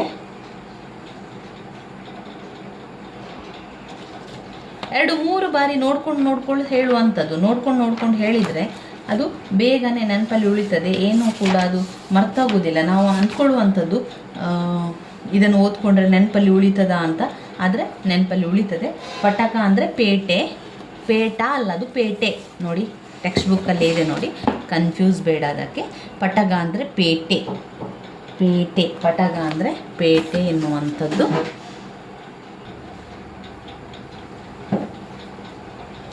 ಪಟಗ ಅಂದರೆ ಪೇಟೆ. ಶಾಣ ಅಂದರೆ ಬುದ್ಧಿವಂತ. ಶಾಣ ಅಂದರೆ ಬುದ್ಧಿವಂತ. ಖಲಾಸ್ ಅಂದರೆ ಮುಗಿಸುವಂಥದ್ದು. ಖಲಾಸ್, ಮುಗಿಸು. ಬಡಿಗೆ, ಕೋಲು. ಬಡಿಗೆ, ಕೋಲು. ಚಿತೆ, ಹೆಣ. ಪಗಡಿ, ದಾಳ. ಬಡಿಗೆ, ಕೋಲು. ಡೌಲು ಅಂದರೆ ಅಹಂಕಾರ. ಡೌಲು ಅಂದರೆ ಅಹಂಕಾರ. ಕೋಲಿ ಅಂದರೆ ಕೊಠಡಿ. ಕೂನಿ ಅಂದರೆ ಕೊಲೆ. ಪಗಾರ ಅಂದರೆ ಸಂಬಳ. ಗಿಲೀಟು, ನಯ. ಹಂದರ ಅಂದರೆ ಚಪ್ಪರ. ಹಂದರ, ಚಪ್ಪರ. ಹಚಡ ಅಂದರೆ ಮೇಲು ಹೊದಿಕೆ. ತಾಲೀಮು, ಅಭ್ಯಾಸ. ಹಾರುವ, ಬ್ರಾಹ್ಮಣ. ಢಾಲು ಅಂದರೆ ಏನು? ಢಾಲು ಅಂದರೆ ಗುರಾಣಿ. ಸಟುಗ ಅಂದರೆ ಮೋಸಗಾರ. ಸಟುಗ, ಮೋಸಗಾರ. ಕತಿ ಅಂದರೆ ಕೋಪ. ಕತಿ, ಕೋಪ. ಕರ ಅಂದರೆ ಹಸ್ತ. ಕರ್ಮ, ಕೆಲಸ. ವಮನ, ವಾಂತಿ. ವಮನ ಅಂದರೆ ವಾಂತಿ. ಕುನಿ ಅಂದರೆ ಮುದುಡು. ಕುನಿ, ಮುದುಡು. ಇಳೆ, ಭೂಮಿ. ಇಳೆ ಅಂದರೆ ಭೂಮಿ. ಬಿಮ್ಮನೆ, ಸುಮ್ಮನೆ. ಬಿಮ್ಮನೆ ಅಂದರೆ ಸುಮ್ಮನೆ. ಇಲ್ಲಿ ಬಂದಿದೆ ನೋಡಿ ಈ ಒಂದು ಅರ್ಥ. ಬಿಮ್ಮನೆ ಅಂದರೆ ಸುಮ್ಮನೆ. ಬಿಕ್ಕ ಅಂದರೆ ದುಃಖ. ಬಿಕ್ಕ ಅಂದರೆ ದುಃಖ. ಕಮ್ಮಾರ ಅಂದರೆ ಲೋಹದ ಸಾಮಾನು ಮಾಡುವವ. ಕಮ್ಮಾರ, ಲೋಹದ ಸಾಮಾನು ಮಾಡುವವ. ತಿಮಿರ ಅಂದರೆ ಕತ್ತಲೆ. ತಿಮಿರ, ಕತ್ತಲೆ. ಮೇಡು ಅಂದರೆ ಗುಡ್ಡ. ಮೇಡು ಅಂದರೆ ಗುಡ್ಡ. ಮರುಕ ಅಂದರೆ ಅನುಕಂಪ. ಮರುಕ, ಅನುಕಂಪ. ನಭ, ಆಕಾಶ. ನಭ, ಆಕಾಶ. ಕಂದಕ ಅಂದರೆ ಕೋಟೆಯ ಸುತ್ತಲಿನ ಅಗಳು. ಕಂದಕ ಕಟ್ಟುವಂಥದ್ದು, ಕೋಟೆಯ ಸುತ್ತಲಿನ ಅಗಳು. ಕದ ಅಂದರೆ ಬಾಗಿಲು. ಕದ, ತಟ್ಟು. ಕದ ಅಂದರೆ ಬಾಗಿಲು. ಹದುಳ ಅಂದರೆ ಕ್ಷೇಮ. ಡೌಲು. ಡೌಲು ಅಂದರೆ ಏನು? ಡೌಲು ಅಂದರೆ ನಾವೀಗಾಗಲೇ ಓದಿದ್ದೇವೆ, ಅಹಂಕಾರ. ಡೌಲು ಅಂದರೆ ಅಹಂಕಾರ. ಕೋಲಿ. ಕೋಲಿ ಅಂದರೆ ಕೊಠಡಿ. ಕೋಲಿ, ಕೋಣೆ, ಕೊಠಡಿ. ಕೋಲಿ, ಕೊಠಡಿ. ಡೌಲು, ಅಹಂಕಾರ. ಇಲ್ಲಿ ಬಂದಿರುವಂಥ ಅರ್ಥಗಳು ಇದೆಲ್ಲ. ಹದುಳ, ಕ್ಷೇಮ. ಗಟಾರ ಅಂದರೆ ಚರಂಡಿ. ಗಟಾರ, ಚರಂಡಿ. ಗಾವಿಳ, ದಡ್ಡ. ದವಾನಲ ಅಂದರೆ ಬೆಂಕಿ. ಕಂದೀಲು ಲಾಟೀನು, ಕಂದೀಲು ಲಾಟೀನು. ದವಾನಲ ಬೆಂಕಿ.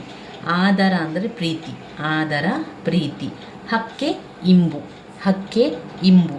ಪಿಕ ಅಂದರೆ ಕೋಗಿಲೆ, ಪಿಕ ಅಂದರೆ ಕೋಗಿಲೆ. ಶುಕ ಅಂದರೆ ಗಿಳಿ, ಶುಕ ಗಿಳಿ. ಚಹರೆ ಅಂದರೆ ಲಕ್ಷಣ, ಗೌಹರ ಗುಹೆ.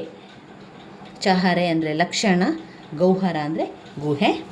ಇವಿಷ್ಟು ಅರ್ಥಗಳಲ್ಲಾಯಿತು.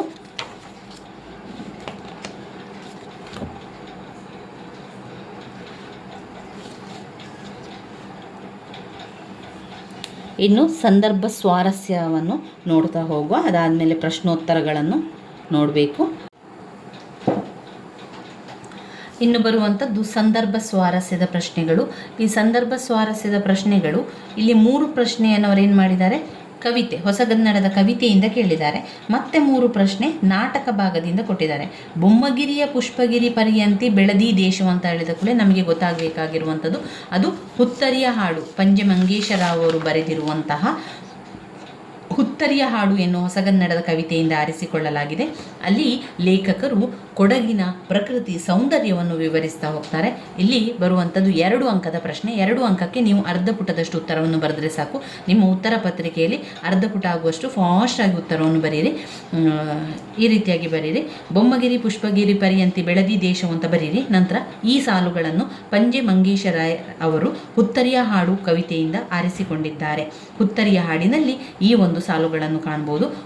ಅದರಲ್ಲಿ ಲೇಖಕರು ಪ್ರಕೃತಿ ಸೌಂದರ್ಯವನ್ನು, ಕೊಡಗಿನ ಪ್ರಕೃತಿ ಸೌಂದರ್ಯವನ್ನು ವಿವರಿಸುತ್ತಾ ಕೊಡಗು ಎಷ್ಟು ಹಬ್ಬಿಕೊಂಡಿದೆ ಎಂಬುದನ್ನು ವಿವರಿಸುವಂಥದ್ದು ಕಾಣ್ಬೋದು. ಬ್ರಹ್ಮಗಿರಿ, ಬೊಮ್ಮಗಿರಿ ಅಂದರೆ ಬ್ರಹ್ಮಗಿರಿಯಿಂದ ಪುಷ್ಪಗಿರಿ ಎನ್ನುವಂಥ ತನಕ ಆ ಕೊಡಗು ದೇಶ ಬೆಳೆದಿರುವಂಥದ್ದನ್ನು ನಾವು ಇಲ್ಲಿ ಕಾಣ್ತಾರೆ. ಇಲ್ಲಿ ಪ್ರಕೃತಿ ಸೌಂದರ್ಯ ಹಚ್ಚ ಹಸಿರಿನಿಂದ ಕೂಡಿದೆ, ಗಿಡ ಮರಗಳಿಂದ ಕೂಡಿರುವಂಥದ್ದನ್ನು ಅಲ್ಲಿ ವಿವರಿಸ್ತಾ ಇರುವಂಥದ್ದನ್ನು ನಾವು ಅದೇ ರೀತಿ ವಿವರಿಸಿದರೆ ಆಯಿತು. ಕಾಣದೇನು ದಾರಿ ಹೋಕನೆ, ಇಲ್ಲಿ ಇದರಲ್ಲಿ ಸಾಲೆ ನಮಗೆ ಗೊತ್ತಾಗ್ತದೆ ಯಾವ ಕವಿತೆಯಿಂದ ಬಂದಿದೆ. ಕಣಿವೆಯ ಮುದುಕ, ಕಣಿವೆಯ ಮುದುಕ ಕವಿತೆಯನ್ನು ಬರೆದವರು ಪೂತಿನ. ಕಾಣದೇನು ದಾರಿ ಹೋಕನೆ ಈ ಸಾಲುಗಳನ್ನು ಹೊಸಗನ್ನಡದ ಕವಿತೆಯಾದಂತಹ ಕಣಿವೆಯ ಮುದುಕ ಕವಿತೆಯಿಂದ ಪೂತಿನ ಅವರು ಆರಿಸಿಕೊಂಡಿದ್ದಾರೆ. ಪೂತಿನ ಅವರು ಬರೆದಿರುವಂತಹ ಕಣಿವೆಯ ಮುದುಕ ಕವಿತೆಯಿಂದ ಕಾಣದೇನು ದಾರಿ ಹೋಕನೆ ಎನ್ನುವ ಸಾಲುಗಳನ್ನು ಆರಿಸಿಕೊಂಡಿದ್ದಾರೆ ಅಂತ ಬರೀರಿ.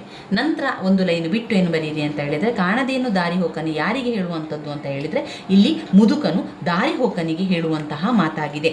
ಇಲ್ಲಿ ಮುದುಕನು ಕತ್ತಲೆಯಲ್ಲಿ ನಡೆದುಕೊಂಡು ಹೋಗುವಂಥ ಸಂದರ್ಭದಲ್ಲಿ ಅವನಿಗೆ ದಾರಿ ಕಾಣ್ತಾ ಇಲ್ಲ. ಅಂಥ ಸಂದರ್ಭದಲ್ಲಿ ಒಂದು ಕಡೆಯಲ್ಲಿ ಕೂತುಕೊಂಡಿರ್ತಾನೆ ಆ ಒಂದು ಕಣಿವೆಯ ದಾರಿಯಲ್ಲಿ.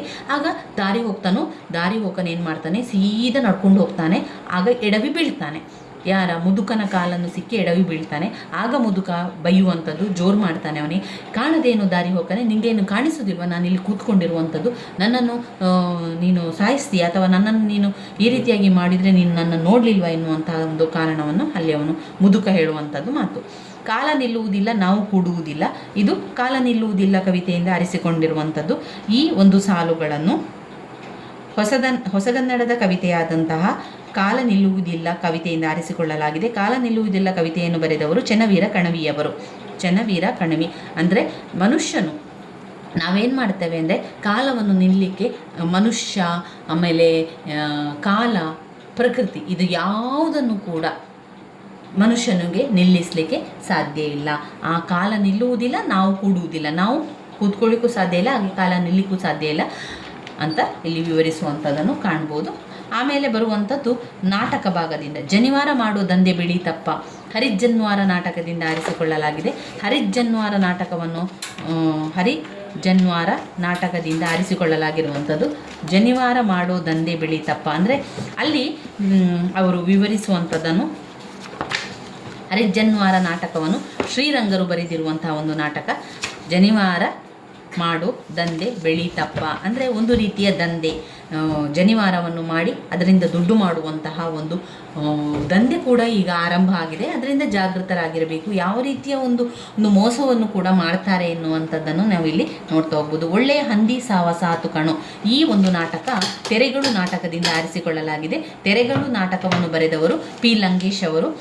ಅಲ್ಲಿ ಅವರು 3 ವಿಚಾರಣೆಯನ್ನು ಮಾಡಲಿಕ್ಕೆ ತನಿಖಾಧಿಕಾರಿಗಳಾಗಿ ಬರುವಂಥದ್ದು. ಒಬ್ಬ ವ್ಯಕ್ತಿ ಇರ್ತಾನೆ, ಒಬ್ಬ ವ್ಯಕ್ತಿಯನ್ನು ವಿಚಾರಣೆ ಮಾಡಲಿಕ್ಕೆ ಕಂಟಿ ವಿಟ್ಟಿ ಕಿಟ್ಟಿ ಅಂತ ಬರುವಂಥದ್ದು. ಈ ಒಂದು ಸ್ವಲ್ಪ ಸಣ್ಣದಾಗಿ ಸಾರಾಂಶವನ್ನು ಬರಿತಾ ಹೋಗಿ. ಆ ಒಂದು ಅರ್ಧ ಪುಟ ಫುಲ್ ಆಗಲಿಕ್ಕೆ ನೀವು ನಿಮಗೆ ಗೊತ್ತಿರೋ ರೀತಿಯಲ್ಲೆಲ್ಲ ಬರಿತಾ ಹೋಗಿ.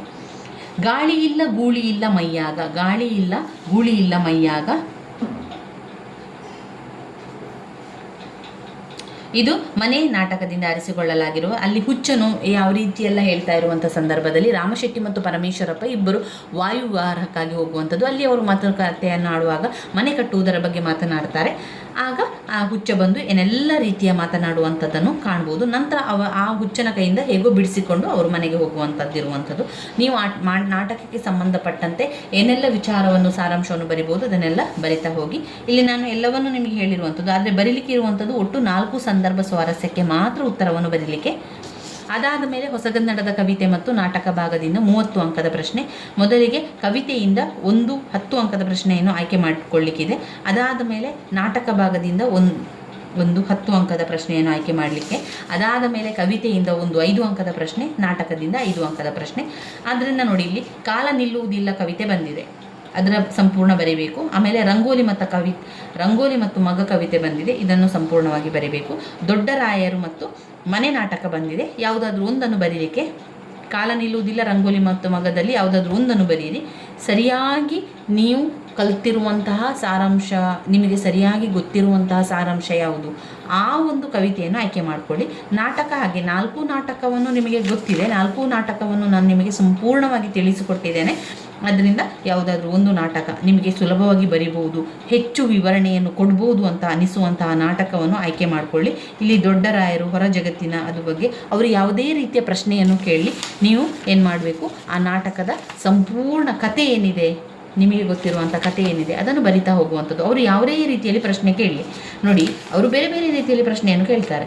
ದೊಡ್ಡ ರಾಯರು ಹೊರ ಜಗತ್ತಿಗೆ ಪ್ರಗತಿಪರರಂತೆ ಕಂಡರು, ಅಂತರಂಗದಲ್ಲಿ ಒಬ್ಬ ಸನಾತನವಾಗಿದ್ದ ಹೇಗೆ ಚರ್ಚಿಸಿ. ಮನೆ ನಾಟಕದ ರಾಮಶೆಟ್ಟಿ ಪರಮೇಶ್ವರಪ್ಪರ ಪಾತ್ರಗಳ ವೈಶಿಷ್ಟ್ಯತೆಯನ್ನು ಕುರಿತು ವಿವೇಚಿಸಿ ಅಂತ ನಾವೇನು ಮಾಡಬೇಕು, ನಮಗೆ ಆ ನಾಟಕಕ್ಕೆ ಸಂಬಂಧಪಟ್ಟಂತೆ ಏನೆಲ್ಲ ಕತೆ ಗೊತ್ತಿದೆ, ಏನೆಲ್ಲ ವಿಚಾರ ಗೊತ್ತಿದೆ ಅದನ್ನೇ ಬರಿತಾ ಹೋಗುವಂಥದ್ದಷ್ಟೇ. ಅವರು ಹೇಗೆ ಪ್ರಶ್ನೆ ಕೇಳಿದ್ರು ನಾವು ಆ ಪ್ರಶ್ನೆಗೆ ಚಿಂತೆಯನ್ನು ಮಾಡಬೇಡಿ, ನಿಮಗೆ ಆ ಒಂದು ಕವಿತೆಯಲ್ಲಿ ಏನು ಗೊತ್ತಿದೆ ಅದನ್ನೇ ಬರಿತಾ ಹೋಗುವಂಥದ್ದು. ಹುತ್ತರಿಯ ಹಾಡು ಕವಿತೆ ವಿಶಿಷ್ಟತೆ, ವರ್ಧಮಾನ ಕವಿತೆ, ಇದರಲ್ಲಿ ಒಂದನ್ನು ಆಯ್ಕೆ ಮಾಡ್ಕೊಳ್ಳಿ. ಹುತ್ತರಿ ಹಾಡು ತುಂಬಾ ಸುಲಭವಾಗಿರುವಂತಹ ಒಂದು ಹಾಡು, ಅದನ್ನೇ ಬರೀರಿ 5 ಅಂಕಕ್ಕೆ. 5 ಅಂಕಕ್ಕಾದರೆ 1.5 ಪುಟದಷ್ಟು ಉತ್ತರವನ್ನು ಬರೀರಿ, 1.5 ಪುಟದಷ್ಟು ಸಾಕು. ಆಮೇಲೆ ಕಿಟ್ಟಿಯ ಅಡ್ಡ ಹೆಸರಿನ ವಿಶೇಷತೆ ಮತ್ತು ಟಿಂಗರ ಬುಡ್ಡಣ್ಣ ನಾಟಕ. ಟಿಂಗರ ಬುಡ್ಡಣ್ಣ ನಾಟಕ ತುಂಬಾ ಸುಲಭವಾಗಿರುವಂತಹ ಹಾಗೆ ಹೆಚ್ಚು ವಿವರಣೆಯನ್ನು ಕೊಡಲಿಕ್ಕೆ ಬರುವಂತಹ ನಾಟಕ, ಆದ್ದರಿಂದ ಟಿಂಗರ ಬುಡ್ಡಣ್ಣ ನಾಟಕವನ್ನೇ ಬರೆಯಿರಿ. ಇನ್ನು ಪ್ರಬಂಧ ಮತ್ತು ಆಡಳಿತ ಕನ್ನಡ ಭಾಷೆಯಲ್ಲಿ ಒಂದು ಪ್ರಬಂಧದಿಂದ 10 ಅಂಕದ ಪ್ರಶ್ನೆ, ಆಡಳಿತ ಕನ್ನಡದಿಂದ 10 ಅಂಕದ ಪ್ರಶ್ನೆ ಬರ್ತದೆ. ಒಂದು ದಿವಾನ ಖಾನೆಯ ಅಂದ ಚಂದ ಕೇಳಿದ್ದಾರೆ, ಮತ್ತೊಂದು ನಿದ್ರಾಭ್ಯಾಸವನ್ನು ಕೇಳಿದ್ದಾರೆ. ದಿವಾನ ಖಾನೆಯ ಅಂದ ಚಂದ ಬರೆಯಿರಿ. ಒಂದು ಚಾವಡಿಯ ಬಗ್ಗೆ ವಿವರಿಸುವಂಥದ್ದು, ಆ ಚಾವಡಿಯನ್ನು ಎಷ್ಟು ಶೃಂಗಾರಮಯವಾಗಿ ಮಾಡುವಂಥದ್ದು, ಲೇಖಕರ ಪತ್ನಿಯಾದಂಥ ಲಲಿತಾದೇವಿಯು ಎಷ್ಟು ದಿವಾನ ಖಾನೆಯನ್ನು ಅಚ್ಚುಕಟ್ಟಾಗಿರಿಸಿರುವಂತಹ ಸಂಪೂರ್ಣ ಕಥೆಯನ್ನು ಬರಿತಾ ಹೋದರೆ ಆಯಿತು. ಆಡಳಿತ ಕನ್ನಡ ಬೆಳೆದು ಬಂದ ದಾರಿ ಮತ್ತು ಅರೆ ಸರ್ಕಾರಿ ಪತ್ರ ಎಂದರೇನು, ಬರೆಯುವ ಸಂದರ್ಭಗಳು ಯಾವುದು, ಮಾದರಿ ಪತ್ರದೊಂದಿಗೆ ವಿವರಿಸಿ ಅಂತ ಕೊಟ್ಟಿದ್ದಾರೆ. ನಿಮಗೆ ಇದರಲ್ಲಿ ಯಾವುದು ಸುಲಭ ಅಂತ ಅನ್ನಿಸ್ತದೆ ಅದನ್ನು ಬರೆಯಿರಿ. ಆದರೆ ಆಯ್ಕೆ ಮಾಡಬೇಕಾದ್ರೆ ಈ ರೀತಿಯಾಗಿ 3-4 ಪ್ರಶ್ನೆಗಳನ್ನು ಕೊಟ್ಟರೆ ಅದನ್ನು ಆಯ್ಕೆ ಮಾಡಬೇಡಿ. ಆಡಳಿತ ಕನ್ನಡ ಬೆಳೆದು ಬಂದ ದಾರಿಯನ್ನಾದರೂ ಬರಿಬೋದು. ಇದರಲ್ಲಿ ಏನು ನೋಡಿ, ಅವರು 3 ಪ್ರಶ್ನೆ ಕೇಳಿದ್ದಾರೆ, ಆ 3 ಪ್ರಶ್ನೆಗೂ ಕೂಡ ನಿಮ್ಮ ಉತ್ತರ ಇರಬೇಕು, ಆದರೆ ಮಾತ್ರ ಅವರು ಸರಿಯಾಗಿ ಅಂಕ ಕೊಡ್ತಾರೆ. ಇಲ್ಲದಿದ್ದರೆ ಏನು ಮಾಡ್ತಾರೆ, ಆ ಪ್ರಶ್ನೆಗೆ ತಕ್ಕಂತೆ ಅವರು ಮಾಡ್ತಾರೆ. ಅರೆ ಸರ್ಕಾರಿ ಪತ್ರ ಎಂದರೇನು ಅಂತ ಬರಿಬೇಕು. ನಂತರ ಒಂದು 10 ಪಾಯಿಂಟ್ಸ್ ಕೊಟ್ಟಿದ್ದಾರೆ ನೋಡಿ, ಅರೆ ಸರ್ಕಾರಿ ಪತ್ರ ಬರೆಯುವಂತಹ ಸಂದರ್ಭಗಳು ಯಾವುದೆಲ್ಲ ಅಂತ, ಆ ಸಂದರ್ಭಗಳನ್ನೆಲ್ಲ ಬರಿಬೇಕು. ನಂತರ ಮಾದರಿ ಪತ್ರದೊಂದಿಗೆ ವಿವರಿಸಿ. ಮಾದರಿ ಪತ್ರ ಅಂದರೆ ನಾವು ಪತ್ರವನ್ನು ಬರೆದು ತೋರಿಸ್ಬೇಕು ಅವರಿಗೆ. ಉದಾಹರಣೆಗೆ ನಿಮಗೆ ನಾನು ತೋರಿಸ್ತೇನೆ ನೋಡಿ, ಅರೆ ಸರ್ಕಾರಿ ಪತ್ರ ಎಂದರೇನು ಅಂತ ನಾನು ನಿಮಗೆ ಪರೀಕ್ಷೆಯ ಅಂತಿಮ ತಯಾರಿಯಲ್ಲಿ ನಾನು ಅದನ್ನು ನಿಮಗೆ ತಿಳಿಸ್ಕೊಟ್ಟಿದ್ದೆ. ಮತ್ತೊಮ್ಮೆ ತೋರಿಸ್ತೇನೆ ನೋಡಿ.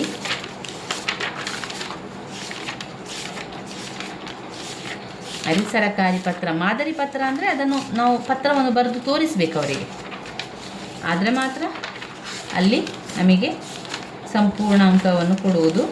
ಜ್ಞಾಪನ ಪತ್ರ ನೋಡಿ, ಅರೆ ಸರಕಾರಿ ಪತ್ರ ಪುಟ ಸಂಖ್ಯೆ 112ರಲ್ಲಿದೆ ನೋಡಿ. ಅರೆ ಸರಕಾರಿ ಪತ್ರ ಮೊದಲಿಗೆ ಅರೆ ಸರಕಾರಿ ಪತ್ರ ಏನು ಅಂತ ಬರೀಬೇಕು. ಅರೆ ಸರಕಾರಿ ಪತ್ರ ಅಂದರೆ ಸರಕಾರಿ ಅಧಿಕಾರಿಯು ತನ್ನ ವೈಯಕ್ತಿಕ ವಿಚಾರಗಳನ್ನು ಇನ್ನೊಬ್ಬ ಸರಕಾರ ಅಧಿಕಾರಿಗೆ ಅಥವಾ ಇನ್ನೊಂದು ಇಲಾಖೆಗೆ ಅಥವಾ ಇನ್ನೊಂದು ಸಂಸ್ಥೆಗೆ ಕಳಿಸುವಂತಹ ಪತ್ರವೇ ಅರೆ ಸರಕಾರಿ ಪತ್ರ.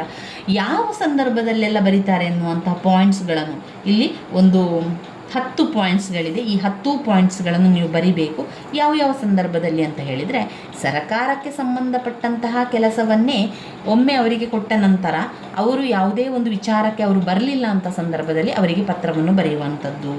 ಆಮೇಲೆ ಒಬ್ಬ ಅಧಿಕಾರಿ ಕೆಲಸದ ಬಗ್ಗೆ ಮತ್ತೊಬ್ಬ ಅಧಿಕಾರಿ ಮೆಚ್ಚುಗೆಯನ್ನು ವ್ಯಕ್ತಪಡಿಸುವಂಥದ್ದು, ಅವರಿಗೆ ಕಳಿಸುವಂತಹ ಯಾವುದೋ ಒಂದು ವಿಚಾರ ತಲುಪಿದೆಯೋ ಇಲ್ಲವೋ ಎನ್ನುವಂತಹ ಮರುಪ್ರಶ್ನೆಯನ್ನು ಹಾಕುವಂಥದ್ದು, ಅವರಿಗೆ ವೈಯಕ್ತಿಕವಾಗಿ ಅವರ ವಿಚಾರವನ್ನು ತಿಳಿಸುವಂಥದ್ದು, ಅಲ್ಲಿನ ಒಂದು ಕ್ಷೇತ್ರ ಸಾಧನೆಯ ಬಗ್ಗೆ, ಒಂದು ಪುರಸ್ಕಾರದ ಬಗ್ಗೆ, ಒಂದು ಬಹುಮಾನದ ಬಗ್ಗೆ ಸರಕಾರದ ಪರವಾಗಿ ಅಧಿಕಾರಿಗಳಿಗೆ ತೋರಿಸಲು ಬಯಸಿದಾಗ, ಆಮೇಲೆ ಸರ್ಕಾರಿ ಕೆಲಸದ ವಿಷಯದಲ್ಲಿ ಒಂದು ಕಚೇರಿ ಅಧಿಕಾರಿಯು ಇನ್ನೊಂದು ಕಚೇರಿ ಅಧಿಕಾರಿಯ ವೈಯಕ್ತಿಕ ಗಮನವನ್ನು ಸೆಳೆಯಲು, ಆಮೇಲೆ ಯಾವುದೋ ಒಂದು ಉತ್ತರ ಬರಬೇಕಿದೆ, ಆ ಉತ್ತರವನ್ನು ಬರಲಿಲ್ಲ ಅಂತ ಸಂದರ್ಭದಲ್ಲಿ ಯಾವುದೋ ಒಂದು ಪತ್ರ ತಲುಪಬೇಕಿತ್ತು, ಅದು ತಲುಪಿದೆಯೋ ಇಲ್ಲವೋ ಎನ್ನುವಂಥ ಕೇಳುವಂತಹ ಪ್ರಶ್ನೆ, ಇನ್ನು ಕಚೇರಿಗೆ ಸಂಬಂಧಪಟ್ಟಂತಹ ಒಂದು ವಿಚಾರಗಳು, ಆಮೇಲೆ ಒಂದು ಕಚೇರಿ ಅಧಿಕಾರಿಯ ಕೆಲಸ ಅಸಮರ್ಪಕವೆನಿಸಿದಾಗ ಅವನ ಮೇಲಾಧಿಕಾರಿ ಅವನನ್ನು ಎಚ್ಚರಿಸಲು ಬಯಸುವಂತಹ ಒಂದು ಯಾವ ಸಂದರ್ಭದಲ್ಲಿ ಅಂತ ಹೇಳಿದರೆ, ಒಂದು ಎಚ್ಚರಿಕೆಯನ್ನು ಕೊಡು, ಸರಕಾರದ ವಿಷಯವೇ ಆದರೆ ಒಂದು ಪತ್ರಗಳು ತಲುಪಿದೆಯೋ ಇಲ್ಲವೋ, ಪತ್ರಗಳು ಸಿಕ್ಕಿದೆಯೋ ಇಲ್ಲವೋ ಎನ್ನುವಂಥದ್ದು ಒಂದು. ಮತ್ತೊಂದು ಪತ್ರ ಸಿಕ್ಕಿದ್ರೂ ಕೂಡ ಅದರ ಬಗ್ಗೆ ನೀವು ಏನೂ ಗಮನ ಹರಿಸದಿರುವಂಥದ್ದು, ಅವರನ್ನು ಎಚ್ಚರಿಸುವಂಥ ಪತ್ರ, ಅವರನ್ನು ಸನ್ಮಾನ ಮಾಡುವಂಥ ಪತ್ರ, ಅವರಿಗೆ ಬಹುಮಾನವನ್ನು ಕೊಡುವಂಥ, ಅವರನ್ನು ವೈಯಕ್ತಿಕವಾಗಿ ಪ್ರಶಂಸಿಸುವಂತಹ ಕಾರಣಕ್ಕೆ ಪತ್ರ, ಆಮೇಲೆ ಉತ್ತರ ಬಾರದೇ ಇರುವುದಕ್ಕಾಗಿ ತಡವಾಗಿದೆ ಎನ್ನುವ ಕಾರಣವನ್ನು ಹೇಳುವುದಕ್ಕೆ, ಅವರ ಒಂದು ಗಮನವನ್ನು ಸೆಳೆಯಲಿಕ್ಕೆ, ಅವರಿಗೆ ಬೇರೆ ವಿಚಾರ ತಲುಪಲು, ಮತ್ತೊಬ್ಬರು ಹೇಳಿರುವಂಥ ವಿಚಾರ ಅವರ ಗಮನಕ್ಕೆ ಹರಿಸಲಿಕ್ಕೆ, ಈ ರೀತಿಯಾಗಿ ಅನೇಕ ಕಾರಣಗಳಿಂದ ಅರೆ ಸರ್ಕಾರಿ ಪತ್ರಗಳನ್ನು ಬರೀಲಿಕ್ಕಾಗ್ತದೆ.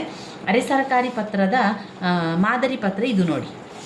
ಬೇರೆ ಮಾದರಿ ಪತ್ರ ಇದೆ, ಯಾವುದು ಕೂಡ ನೀವು ಬರಿಬೋದು. ಒಂದು ಮಾದರಿ ಪತ್ರವನ್ನು ಬರೆದ್ರೆ ಸಾಕು. ಒಂದು ಮಾದರಿ ಪತ್ರವನ್ನು ಈ ರೀತಿಯಾಗಿ ಬರೆಯಿರಿ ನೋಡಿ. ಸುಲಭ ಇರುವಂಥದ್ದನ್ನು ಆಯ್ಕೆ ಮಾಡ್ಕೊಂಡು ಇಲ್ಲಿ ಇದು ನೋಡಿ, ಇದು ಸುಲಭ ಇದೆ ನೋಡಿ. ಕರ್ನಾಟಕ ಸರಕಾರ, ಈ ಕಡೆಯಲ್ಲಿ ಹೆಸರು ವಿಳಾಸ, ಈ ಕಡೆಯಲ್ಲಿ ಲೋಕ ಶಿಕ್ಷಣ ನಿರ್ದೇಶನಾಲಯ ಬೆಂಗಳೂರು, ದಿನಾಂಕ XXXYY ಅಂತ ಹಾಕಿ, ವಿಷಯ ಅಂತ ಹಾಕಿ. ಇಲ್ಲಿ ಮಾನ್ಯರೇ ಎಲ್ಲ ಬರೀಲಿಕ್ಕಿಲ್ಲ, ಹಾಗೆಯೇ ಮಾನ್ಯರೇ ಬರೀಲಿಕ್ಕಿಲ್ಲ, ವಿಷಯ ಅಂತ ಬರೀರಿ. ವಿಷಯ ಬರೆದು ಸಾಕ್ಷರತಾ ಆಂದೋಲನದ ಯಶಸ್ಸಿನ ಬಗ್ಗೆ ಅಂತ, ಅದಕ್ಕೆ ಸಂಬಂಧಪಟ್ಟಂಥ ವಿಚಾರ ಏನು ಕೂಡ ಬರಿಬೋದು ನೀವು. ಈಗ ಮೈಸೂರು ಜಿಲ್ಲಾ ಸಾಕ್ಷರ ವಾಹಿನಿ ಸಾಕ್ಷರತಾ ಆಂದೋಲನದಲ್ಲಿ ನಿರೀಕ್ಷಿತ ಸಾಧನೆಯನ್ನು ಮಾಡಲು ಸಾಧ್ಯವಾಗದಿರುವುದು ವಿಷಾದನೀಯ. ಆಂದೋಲನದಲ್ಲಿ ತೊಡಗಿಸಿಕೊಂಡಿರುವ ಎಲ್ಲ ಅಧಿಕಾರಿಗಳು ಸ್ವಯಂ ಸೇವಕರು ಪೂರ್ಣ ಮನಸ್ಸಿನಿಂದ ದುಡಿಯದಿರುವ ಕೊರತೆಯ ಜೊತೆಗೆ ಅನೇಕ ನೈಸರ್ಗಿಕ ಕಾರಣಗಳು ಈ ಹಿನ್ನಡೆಗೆ ಕಾರಣವಾಗಿದೆ.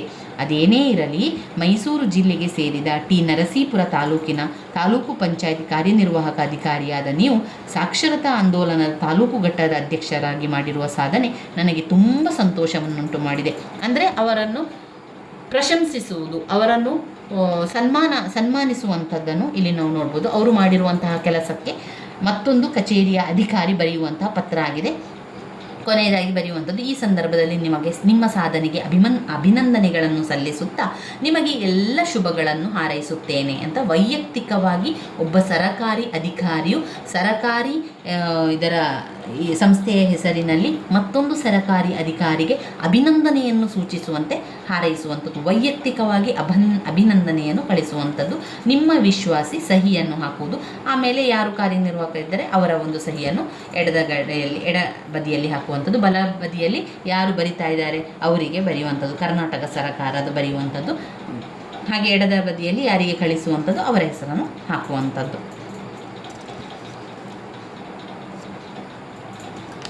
ಇಲ್ಲಿ ಮಾನ್ಯರೇ ಇಲ್ಲಿ ಹಾಕಿದ್ದಾರೆ ನೋಡಿ, ಮಾನ್ಯರೇ ಗೋಪಾಲ್ ರವರೇ ಅಂತ ಹಾಕಿದ್ದಾರೆ. ಅಂದರೆ ವೈಯಕ್ತಿಕವಾಗಿ ಬರೆಯುವಂಥ ಪತ್ರ ಆದ್ದರಿಂದ ಮಾನ್ಯರೇ ಹಾಕಲಿಕ್ಕೆ ಇದೆ, ಆದರೆ ಯಾವುದರಲ್ಲಿ ಇಲ್ಲ, ಜ್ಞಾಪನ ಪತ್ರದಲ್ಲಿ ಇಲ್ಲ. ಆಯಿತಾ, ನೆನಪಲ್ಲಿ ಇಟ್ಕೊಳ್ಳಿ, ಜ್ಞಾಪನ ಪತ್ರದಲ್ಲಿ ಇಲ್ಲ.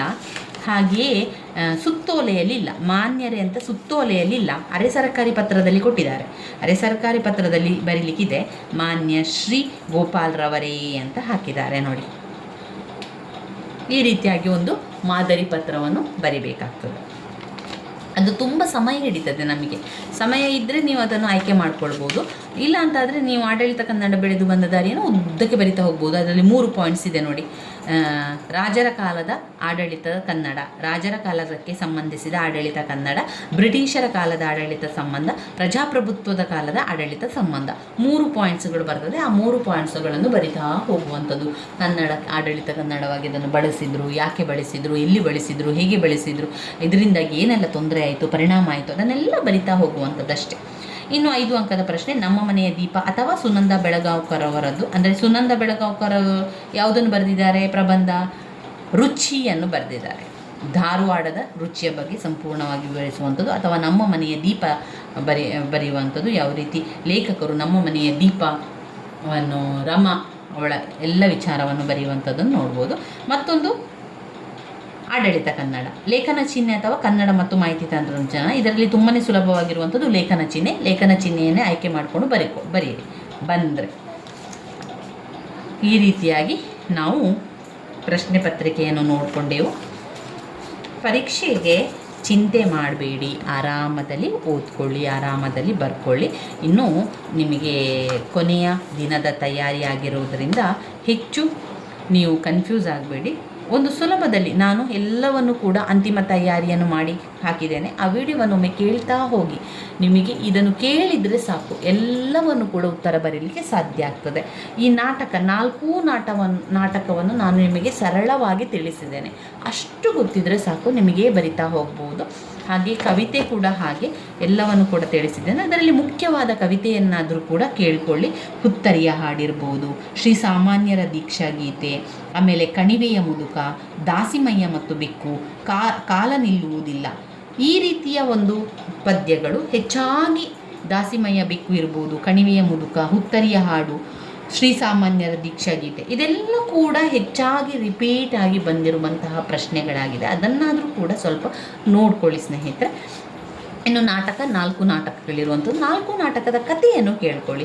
ಪ್ರಬಂಧ ಕೂಡ ಹಾಗೆ. ಈ ಪ್ರಬಂಧದ ಕತೆ, ಮೈಸೂರು ರುಮಾಲ್ನಲ್ಲಿ ಯಾವ ವಿಚಾರ ಇದೆ, ದಿವಾನಖಾನೆ ಅಂದ ಚಂದ ಒಂದು ಮನೆಯ ದಿವಾನಖಾನವನ್ನು ಎಷ್ಟು ಶೃಂಗಾರ ಮಾಡಿದ್ದಾರೆ ಲಲಿತಾದೇವಿಯವರು, ಆ ವಿಚಾರ, ನಿದ್ರಾಭ್ಯಾಸದ ಬಗ್ಗೆ, ನಮ್ಮ ಮನೆಯ ದೀಪ, ಹಾಮ ನಾಯಕರವರು ತಮ್ಮ ಮಗಳನ್ನು ವಿವರಿಸುವಂಥದ್ದು, ನನ್ನ ಟೋಪಿ, BGL ಸ್ವಾಮಿಯವರು ಅಮೇರಿಕಕ್ಕೆ ಕಾಶ್ಮೀರ ಕಲೆಗಾರಿಕೆಯನ್ನು ಹೊಂದಿರುವಂಥ ಒಂದು ಟೋಪಿ ಹಾಕಿಕೊಂಡು ಹೋಗ್ತಾರೆ. ಆ ಟೋಪಿಯಿಂದ ಅಷ್ಟೆಲ್ಲ ವಿಚಾರಗಳಾಗುವಂಥದ್ದು.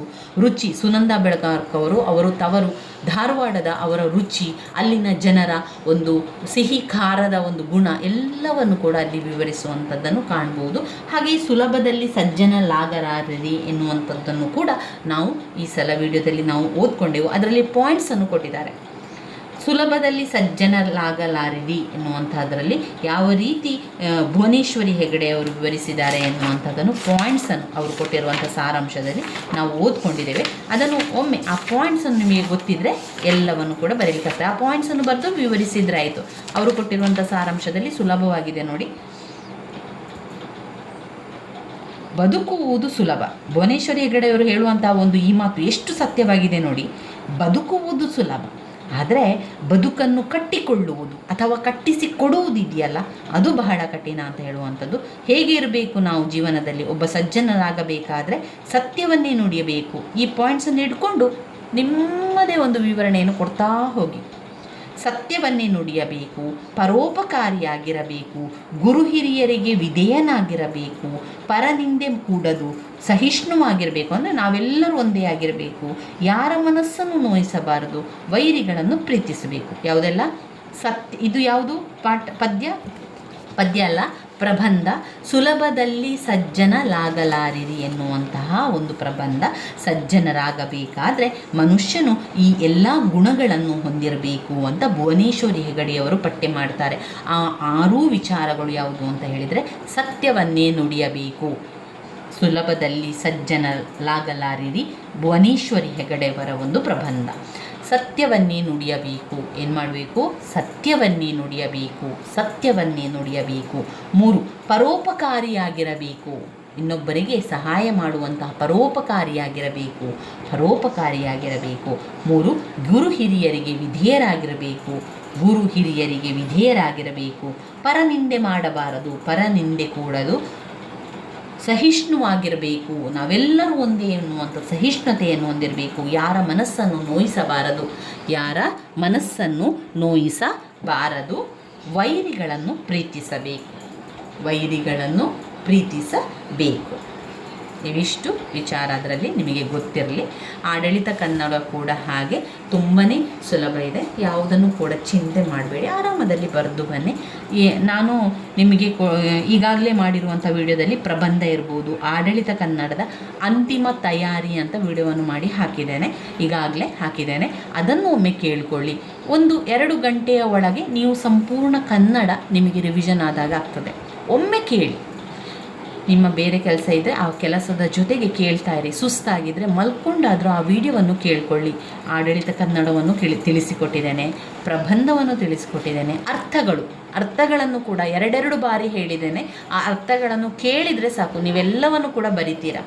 ಹೊಸಗನ್ನಡದ ಕವಿತೆಗಳು, ನಾಟಕವನ್ನು ಪ್ರತ್ಯೇಕವಾಗಿ ಅದು ಕೂಡ ಮಾಡಿದ್ದೇನೆ. ಅದನ್ನೆಲ್ಲವನ್ನು ಕೂಡ ನೋಡ್ಕೊಳ್ಳಿ. ನೀವು ಪರೀಕ್ಷೆಗೆ ಬರಿಬೇಕಾದ್ರೆ ನೆನಪಲ್ಲಿ ಇಟ್ಕೊಳ್ಳಿ. ಎಲ್ಲ ಪ್ರಶ್ನೆಗೂ ಕೂಡ ಬರೆದು ಬನ್ನಿ, ಸ್ಕಿಪ್ ಮಾಡಬೇಡಿ. ಎಲ್ಲದಕ್ಕೂ ಆದಷ್ಟು ವೇಗವಾಗಿ ಉತ್ತರವನ್ನು ಬರಿತಾ ಹೋಗಿ. ಸಮಯ ಜಾಸ್ತಿ ಇದ್ದರೆ ಕೊನೆಯದಾದ ಪ್ರಶ್ನೆಗಳಿಗೆಲ್ಲ ಹೆಚ್ಚಿನ ಪುಟವನ್ನು ಬರೀಲಿಕ್ಕೆ ಪ್ರಯತ್ನಿಸಿ. ಇನ್ನು ಚಿಂತೆ ಮಾಡಿಕೊಂಡು ಯೋಚನೆ ಮಾಡಿಕೊಂಡು ಕೂತ್ಕೊಳ್ಬೇಡಿ. ಒಂದು ಪುಟದಲ್ಲಿ ನೀವು ಬರಿತಾ ಇದ್ದೀರಿ, ನೆನಪಾಗ್ತಾ ಇಲ್ಲ ಅಂತಂದರೆ ಆ ಪುಟ ಬಿಟ್ಟು ಮತ್ತೊಂದು ಪ್ರಶ್ನೆಯನ್ನು ಆರಂಭಿಸಿ.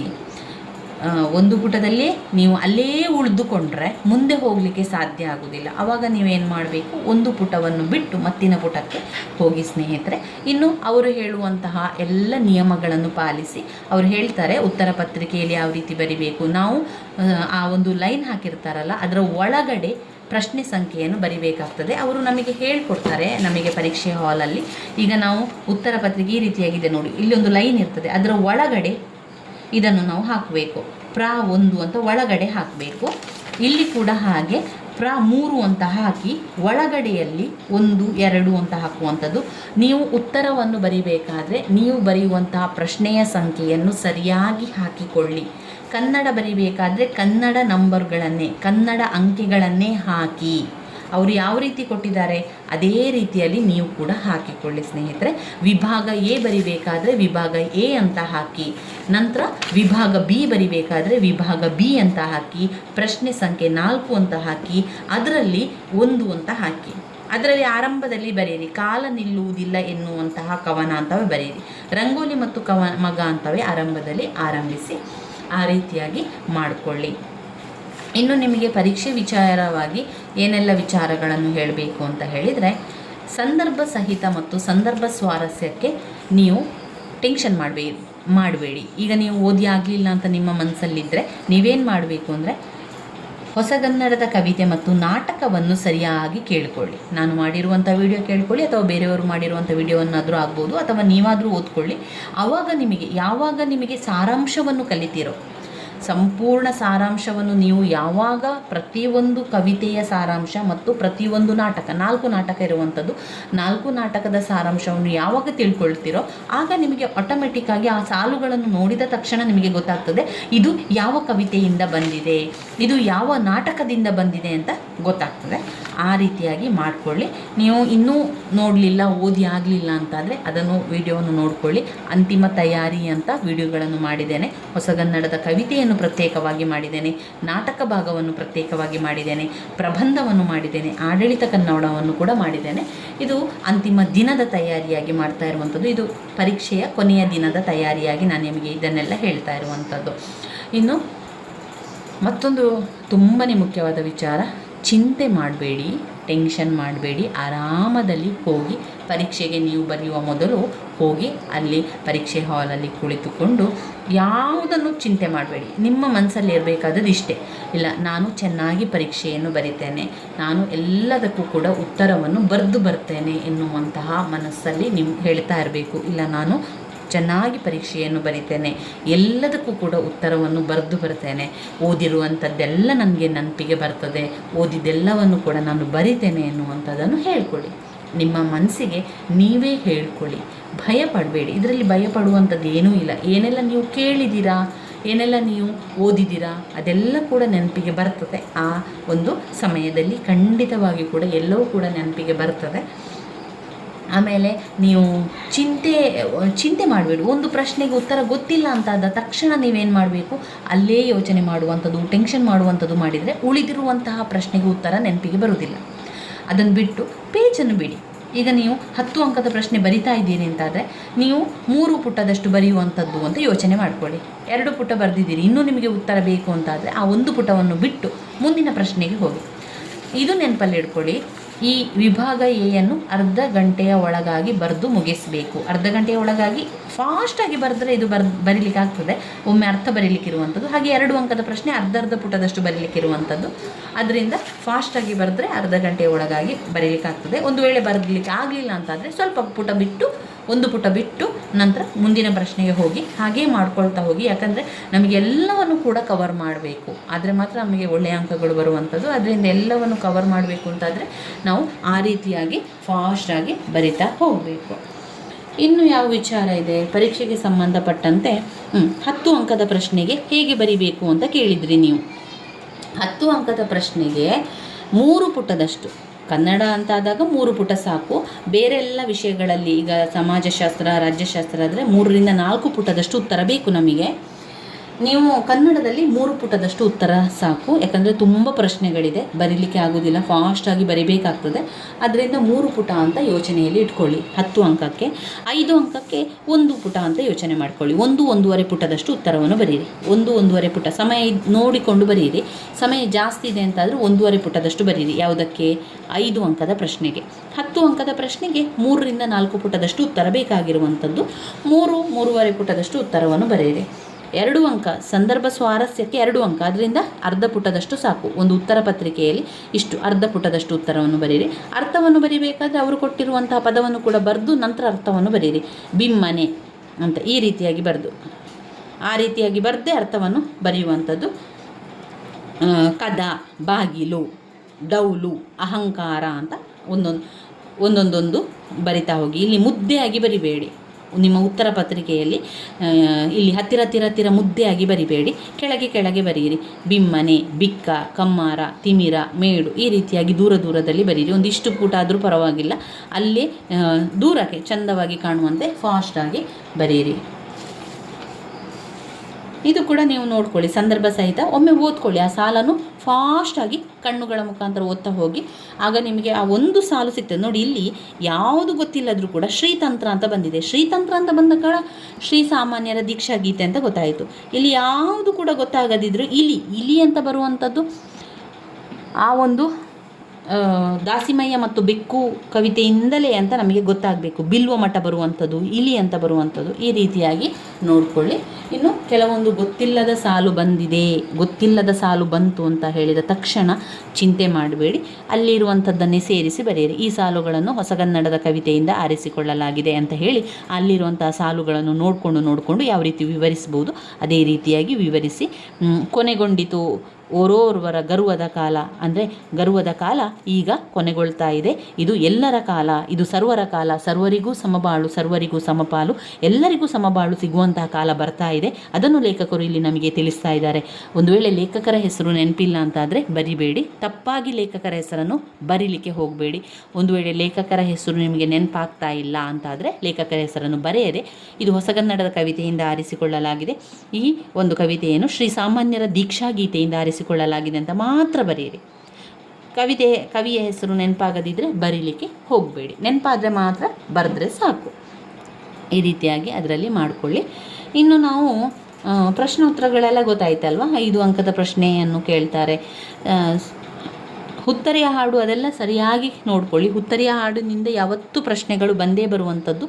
ಟಿಂಗರ ಬುಡ್ಡಣ್ಣ ಕೂಡ ಹಾಗೆ, ಅದೆಲ್ಲ ನೋಡ್ಕೊಳ್ತಾ ಹೋಗಿ.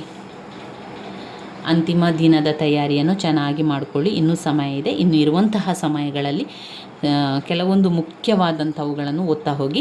ನಾಟಕ ಭಾಗವನ್ನು ನೋಡಲಿಲ್ಲ ಅಂತಾದರೆ ನಾಟಕ ಭಾಗದ ಕತೆ ಏನು, ಅದರಲ್ಲಿ ಬರುವಂತಹ ಪಾತ್ರಗಳು ಏನು ಅಂತ ಒಮ್ಮೆ ನೋಡ್ಕೊಳ್ಳಿ. ಹಾಗೆ ಪ್ರಬಂಧ ಕೂಡ ಹಾಗೆ, ಅದು ಬೇಗ ಓದಿ ಆಗ್ತದೆ. ಈಗ ಪ್ರಬಂಧವೆಲ್ಲ ಕೂಡ ನಿಮಗೆ ಒಂದು ಕಥೆಯ ರೀತಿಯಲ್ಲಿ ಇರ್ತದೆ. ಅದರಿಂದ ಪ್ರಬಂಧ ನೀವು ನೋಡಲಿಲ್ಲ ಅಂತಾದರೆ ಒಮ್ಮೆ ಆ ವಿಡಿಯೋವನ್ನು ಕೇಳ್ತಾ ಹೋಗಿ. ಕತೆ ಏನಿದೆ, ಮೈಸೂರು ರೂಮಲ್ನಲ್ಲಿ ಯಾವ ಕತೆ ಇದೆ, ಒಂದು ರುಮಾಲನ್ನು ಕಟ್ಟಿಕೊಳ್ಳುವ ವಿಚಾರ. ಇಲ್ಲಿ ಲೇಖಕರು ವಿ ಸೀತಾರಾಮಯ್ಯನವರು ಮೈಸೂರಿನ అందಚಂದವನ್ನು ಕೂಡ ವಿವರಿಸ್ತಾರೆ. ಮೈಸೂರಿನಲ್ಲಿ ಕಟ್ಟಿಕೊಳ್ಳುವಂತಹ ರುಮಾಲ್ನ ಬಗ್ಗೆ ಕೂಡ ವಿವರಿಸುವಂಥದ್ದನ್ನು ಕಾಣ್ಬೋದು. ದಿವಾನಖಾನೆ అందಚಂದ ಎನ್ ಮೂರ್ತಿರಾವ್ ಅವರು ಬರೆದಿದ್ದಾರೆ. ಇಲ್ಲಿ ಲೇಖಕರು ಅವರ ಪತ್ನಿ ಅಂತ ಲಲಿತಾದೇವಿಯವರು ದಿವಾನಖಾನೆಯನ್ನು అందಚಂದ ಮಾಡುವಂಥದ್ದು, ಅವರಿಗೆ ಬೇಕಾದ ರೀತಿಯಲ್ಲಿ ಬೇರೆ ಬೇರೆ ಹೊಸತು ರೀತಿಯಲ್ಲಿ ದಿವಾನಖಾನೆಯನ್ನು ತುಂಬ ಶೃಂಗಾರ ಮಾಡ್ತಾರೆ. ಹೊಸ ಸೋಫಾಗಳನ್ನು ತರಿಸುವಂಥದ್ದು, ಕಿಟಕಿಗಳಿಗೆ ಪರದೆಯನ್ನು ಹಾಕುವಂಥದ್ದು, ಗೋಡೆಗಳಿಗೆ ಕಲ್ಕೇರಿಯಮ್ಮನ್ನು ಹಾಕುವಂಥದ್ದು, ಈ ರೀತಿಯಾಗಿ ತುಂಬ ಶೃಂಗಾರ ಮಾಡಿ ಇಡುವಂಥದ್ದನ್ನು ಕಾಣ್ಬೋದು. ಆ ಒಂದು ಕೋಣೆಗೆ ಯಾರಿಗೂ ಹೋಗುವಂಥ ಅವಕಾಶವನ್ನು ಕೂಡ ಕೊನೆಯಲ್ಲಿ ಕೊಡುವುದಿಲ್ಲ. ಲೇಖಕರಿಗೆ ಅನ್ನಿಸ್ತದೆ ಈಗ ಇದು ಒಂದು ಮನೆಯಕ್ಕಿಂತಲೂ ಒಂದು ಜೈಲಿನ ರೀತಿಯಲ್ಲಿ ಸೆರೆಮನೆ ವಾಸ ಎನ್ನುವಂಥದ್ದು ಅವರಿಗೆ ಅನ್ನುವಂಥದ್ದು. ನಿದ್ರಾಭ್ಯಾಸ, ರಾಕು ಅವರು ಬರೆದಿರುವಂಥ ನಿದ್ರಾಭ್ಯಾಸದಲ್ಲಿ ಹಗಲಿನಲ್ಲಿ ನಿದ್ದೆ ಮಾಡುವವರನ್ನು ಬೈತಾರೆ. ಇಲ್ಲಿ ಲೇಖಕರಿಗೆ ಹಗಲಿನಲ್ಲಿ ನಿದ್ದೆ ಬರುವುದಿಲ್ಲ, ರಾತ್ರಿಯಲ್ಲಿ ನಿದ್ದೆ ಬರುವಂಥದ್ದು. ಲೇಖಕರು ಹೇಳುವಂಥದ್ದು ಹಗಲಿನಲ್ಲಿ ನಿದ್ದೆ ಮಾಡುವವರನ್ನು ಕಂಡ್ರೆ ಅವರಿಗೆ ಸಿಟ್ಟು ಬರ್ತದೆ, ಅವರಿಗೆ ಕೋಪ ಬರ್ತದೆ, ಯಾಕಂದರೆ ಅವರಿಗೆ ಹಗಲಿನಲ್ಲಿ ನಿದ್ದೆ ಬರುವುದಿಲ್ಲ. ಆ ಕಾರಣದಿಂದಾಗಿ ಅವರದನ್ನೆಲ್ಲ ವಿವರಿಸ್ತಾರೆ. ಅಲ್ಲಿ ಬೇರೆ ಬೇರೆ ರೀತಿಯ ಒಂದು ನಿದ್ರಾಭ್ಯಾಸದ ಬಗ್ಗೆ ವಿವರಿಸಿದ್ದಾರೆ. ನಮ್ಮ ಮನೆಯ ದೀಪ ಹಾಮಾನಾಯಕನವರು ನಮ್ಮ ಮನೆಯ ಮಗಳನ್ನ ಬಗ್ಗೆ ಅವರು ವಿವರಿಸುವಂಥದ್ದು. ಮಗಳು ಇದ್ದಾಗ ಯಾವ ರೀತಿ ಬದಲಾವಣೆ ಆಯಿತು ನಮ್ಮ ಜೀವನ, ಗಂಡ ಹೆಂಡತಿಯರು ದೂರ ದೂರ ಇದ್ದಂತಹ ಗಂಡ ಹೆಂಡತಿ ಯಾವ ರೀತಿ ಅವರು ಹತ್ತಿರ ಆಗಿದ್ದಾರೆ, ಮಗಳ ಕಾರಣದಿಂದಾಗಿ ಅವರು ಇನ್ನಷ್ಟು ಸರಸ ಸಲ್ಲಾಪ ಮಾಡ್ತಾ ಇರುವಂಥದ್ದು, ಅದೆಲ್ಲ ಕೂಡ ವಿವರಿಸ್ತಾರೆ. ನನ್ನ ಟೋಪಿ BGL ಸ್ವಾಮಿ ಅವರು ಬರೆದಿದ್ದಾರೆ. ನನ್ನ ಟೋಪಿ ಅಂತ ಹೇಳಿ ಇಲ್ಲಿ BGL ಸ್ವಾಮಿ ಅವರು ವಿದ್ಯಾಭ್ಯಾಸಕ್ಕಾಗಿ ಅಮೇರಿಕಕ್ಕೆ ಹೋದಾಗ ಟೋಪಿಯನ್ನು ತೆಗೆದುಕೊಂಡು ಹೋಗ್ತಾರೆ. ಗೆಳೆಯರು ಹೇಳಿದ ರೀತಿಯಲ್ಲಿ ಅವರು ಕಾಶ್ಮೀರ ಕಲೆಗಾರಿಕೆಯನ್ನು ಹೊಂದಿರುವ ಟೋಪಿಯನ್ನು ತೆಗೆದುಕೊಂಡು ಹೋಗ್ತಾರೆ. ಆ ಕಾಶ್ಮೀರ ಕಲೆಗಾರಿಕೆಯ ಟೋಪಿಯನ್ನು ಎಲ್ಲರೂ ಇಷ್ಟಪಡ್ತಾರೆ. ಪೇಪರ್ನಲ್ಲಿ ಕೂಡ ಹೆಡ್ಲೈನ್ ಆಗಿ ಕೂಡ ಬರ್ತದೆ, ನಮ್ಮ ಅಮೇರಿಕಾದ ವಸ್ತ್ರವಿನ್ಯಾಸಕರು ಈ ರೀತಿಯ ಟೋಪಿಗಳನ್ನು ಮಾಡಬೇಕು ಎನ್ನುವಂತಹ ಒಂದು ಪೇಪರ್ನಲ್ಲಿ ಬಂದು ಬಿಡ್ತದೆ. ಅಲ್ಲಿನ ಅಧ್ಯಾಪಕರ ಮಗಳು ಡೋರಿ ಅದನ್ನು ತುಂಬ ಅಚ್ಚುಮೆಚ್ಚುಪಟ್ಟು ಅದನ್ನು ಹಾಕಿಕೊಂಡು ಫೋಟೋವನ್ನು ತೆಗೆದುಕೊಳ್ಳುವಂಥದ್ದು, ಪ್ರತಿಯೊಬ್ಬರು ಅವರ ಹಿಂದೆ ಮುಂದೆ ಹೋಗುವಂಥದ್ದು ಎಲ್ಲ ಕೂಡ ಅವರು ವಿವರಿಸ್ತಾರೆ. ಇನ್ನು ರುಚಿ ಸುನಂದ ಬೆಳಗಾವ್ಕರ್ ಅವರು ಹೇಳ್ತಾರೆ, ರುಚಿ ಧಾರವಾಡದ ಒಂದು ಖಾರ ಸಿಹಿ, ಅಲ್ಲಿನ ಜಾತ್ರೆ, ಅಲ್ಲಿನ ಜನರ ವಿಚಾರ, ಅಲ್ಲಿ ಇರುವಂತಹ ಎಲ್ಲ ವಿಚಾರಗಳನ್ನು ಸುನಂದ ಬೆಳಗಾವ್ಕರ್ ಅವರು ವಿವರಿಸುವಂಥದ್ದನ್ನು ಕಾಣ್ಬೋದು. ಇನ್ನು ಸುಲಭದಲ್ಲಿ ಸಜ್ಜನರಾಗಲಾರಿರಿ, ನಾವು ಸಜ್ಜನರಾಗಬೇಕು ಅಂತಾದರೆ ಏನೆಲ್ಲ ಪಾಲಿಸಬೇಕು, ಆ 6 ಪಾಯಿಂಟ್ಸ್ಗಳನ್ನು, ಸುಳ್ಳು ಹೇಳಬಾರ್ದು, ವಂಚನೆ ಮಾಡಬಾರ್ದು, ಮೋಸ ಮಾಡಬಾರ್ದು, ಇದನ್ನೆಲ್ಲ 6 ಪಾಯಿಂಟ್ಸ್ಗಳನ್ನು ಕಲಿತು ಬರೆಯಿರಿ ಸ್ನೇಹಿತರೆ. ಈ ರೀತಿಯಾಗಿ ಕಲಿತಾ ಹೋದ್ರಾಯಿತು. ಈ ಪ್ರಬಂಧ ಎಲ್ಲ ನಮಗೆ ಅರ್ಧ ಗಂಟೆಯ ಒಳಗಾಗಿ ಕಲಿತಾ ಹೋಗ್ಬೋದು. ಆಡಳಿತ ಕನ್ನಡ ಕೂಡ, ನಾಟಕವನ್ನು ಕೂಡ ನಾವು ಆ ಕಥೆಯನ್ನು ಒಮ್ಮೆ ನಿಮಗೆ ಅರ್ಥ ಆದರೆ ಸಾಕು, ಫಾಸ್ಟಾಗಿ ಎಲ್ಲವನ್ನು ಕೂಡ ಬರೀಲಿಕ್ಕೆ ಸಾಧ್ಯ ಆಗ್ತದೆ.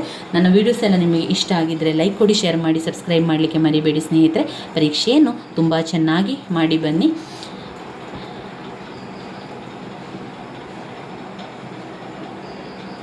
ಪರೀಕ್ಷೆಯನ್ನು ಬರಿಬೇಕಾದ್ರೆ ಸ್ವಲ್ಪ ಆರಾಮದಲ್ಲಿ ಕೂತ್ಕೊಂಡು ಬರಿತಾ ಹೋಗಿ, ತುಂಬ ವೇಗವಾಗಿ ಬರಿತಾ ಹೋಗಿ, ಚಿಂತೆಯನ್ನು ಮಾಡಬೇಡಿ. ಆಲ್ ದ ಬೆಸ್ಟ್ ಸ್ನೇಹಿತರೆ, ಧನ್ಯವಾದಗಳು.